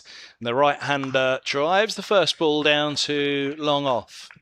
I don't think that's the worst outcome for Hampshire. Single to Geddes at that point. Again, Middlesex will not want this to go to the next over. They'll want this done in this over. Wickets in hand. Plenty of wickets in hand. 150 for 4. 10 to win from 11. Tell you what, it just shows how big that last over from Sharma was. That only went for 8. Said it at the time, didn't we? Absolutely. I mean, this could have been and the Holman spell. 20 to win off. Holman's been the most economical bowler of the night, hasn't he? Well, bar Wood. Wood is none from 11 from 3.1 now. So this is it. It's Wood to Holman, of all people. Left arm over to the left hand. A short boundary to the offside. Deep backward square. Deep mid wicket. Long on. Deep cover, deep third. Wood's left arm over. He bowls. Line and length. It's pushed to cover just fine of the fielder. They do get the single. I thought that was risky for a moment, but they're through. 1 for 14 from 4, Holman, yeah. I always felt that last over only went for 8. It was great bowling from Sharma. Yeah. Just felt that could have been so easy of being 18, and he went block hole the whole over, didn't he? Did. Which different game then. Yeah, the wonder is here whether Wood does the same, particularly to Geddes, the right-hander now. He's got long off and long on back, deep mid-wicket, deep backward square and deep cover. The areas he'll be wary of at that cow corner, but also the fielders at short third and at backward point, and he tries to go up and over them, and he nearly goes up and over down the throat of deep cover. Oh, inside out from Geddes. He picks up the single, but as we said, high risk because they're trying to win it in this over, and at this rate they're not going to, but can. They're teasing us a bit, aren't they? Pressure. It is pressure, and well, as we said, you must hate to say it, but with Middlesex's record, confidence. The confidence is clearly with one side at the moment. The other side are nervously edging towards a victory that they should claim as a length ball. It's swung away by Holman. That may well win it, and it probably does. Over deep mid-wicket, it goes for 6. Huge pick-up from Holman. I did wonder whether block hole was the way. Just don't give them the chance to free up the arms in this over. And Wood, who's been the most economical to this point, that's what he did. Yeah, that was the shot, wasn't it? That's the one shot in the over that just absolutely nails it. Yeah, and fair play to Holman. What's that? His 4th ball maybe faced? 5th. Here's a short one to Holman. This goes up in the air, and this should be out at deep cover, and is. They're trying to win it in this over. They won't. Well, they might still. There's still 1 ball to come of it, but they'll do it with the loss of a wicket. It's 2 to win still for Middlesex. There are 7 balls remaining and 5 wickets standing. It's 158 for 5 as Wood has his first wicket of the night, picking up Holman. So, on the overall list, while we're waiting for the new batter to come out, Chris Wood moves to 227 wickets now in the T20 Blast. He's now just 3 wickets behind Samit Patel, who sits second on the all-time list. Just a little side thing while we wait for the Middlesex win. Even I will tell you it's there now, Kev. Joe Cracknell comes out, potentially to hit the winning runs. Last ball of Woods over. And long off and long on back. Deep mid-wicket. Long leg. Deep cover. They're going to change, actually. Mid-off and mid-on coming up. So only 3 back. Will they bring the others up? Nope. 2 to win. Woods left arm over. He bowls to Cracknell, and the right-hander comes down the track, gets an inside edge past the keeper. A groan from the crowd as it's an inside edge that wins it, but a win it is. And Cracknell off the mark with a boundary. He has 4. Middlesex 162 for 5. They win it with an over to spare by 5 wickets. Geddes takes off his helmet. He's been fantastic tonight, 44 from 31, but it was Max Holden coming in at the top for Middlesex, coming in at 3, 62 from 49, who was, for me, the difference between the sides this evening. I know that the bowlers, Holman in particular, kept it really tight. Sharma with that good final over, but it was the manner of his runs, Holden, that I think was different this evening. Yeah, and that partnership of 72 for the 4th wicket with Ben Geddes really didn't give Hampshire a way back into the game, really. 58-run partnership as well between Boyle and Holden for the 2nd wicket. 2 major partnerships when you're only defending a total of 159. 2 major partnerships like that, it will always be tough trying to defend that, and you're relying on a little bit of luck, and you're relying on 1 or 2 batters panicking, and really they didn't. I thought Middlesex played that superbly. I thought they bowled well. That last over again, I go back to from the 20-year-old Sharma. I just think, another 10 runs added on that. I think you might have seen some risky shots being played in the last 2 or 3 overs, which might have resulted in a couple more wickets and maybe some panic. But I didn't think Middlesex really had to panic. But Holden played absolutely superbly and well supported by Boyle. I'll go back to that run out of Albert, 46 from 27. I think that's crucial as well. I think the manner of that, the run out, Albert was looking as though he could have gone on and played not only the Holden role, but perhaps even gone bigger. He was 46 off 27, so he was going at a real lick, wasn't he? He certainly was, and I thought overall, Toby Albert looked like the one that had the big shots on him. But again, it's the new ball, coming on, which made it a little easier. We saw Boyle actually he did. He top of cleared the order to carry a couple of shots. He cleared the ropes better than anybody, Albert, didn't he? Yeah. But Ben Geddes, was hitting some big shots. Holman as well. I mean, overall, Hampshire were slightly outbatted. They were slightly outbowled, and if you add those 2 things together, then Middlesex are worthy winners. I mean, huge credit to Middlesex, and I know it's a Middlesex win and Hampshire defeated, but it is nice to come down here and talk about a close game, because that hasn't happened many times, has it? Middlesex have had a rough run here at Hampshire. They've had a rough run at most grounds, but they've been beaten up a few times here, haven't they? And particularly, as I say, the manner of last year's victory as well, a game where they thought really they should have won that game and perhaps threw it away a little bit. But talk about a fine, tightly fought contest is a welcome relief. Is it a Middlesex revival? That's back-to-back wins after that run of 5 consecutive and they defeats.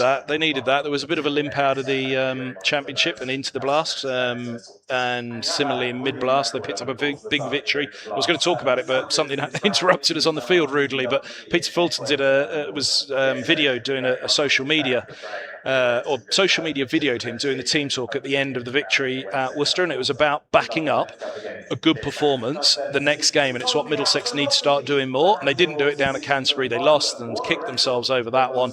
They've now backed up a game at Chelmsford, and as I say, I think it's morale. They can take a fair bit out of this Middlesex, so good for them. Definitely. Right, 2 group games to go for both these sides. Middlesex, looking to climb up the table, I'm not sure they'll qualify, but Hampshire, as I say, don't panic. They're in the quarterfinals. There's 2 games to make sure that they get a home quarterfinal. Hope you enjoyed the commentary. Thank you, Kevin Hand. I'm Kevin James, and that's it from the Utilita. Don't forget, a win for the Hampshire Hawks earlier on. The women sees them at Vitality Blast Finals Day at the Oval next week. So we'll release some ticket information about that very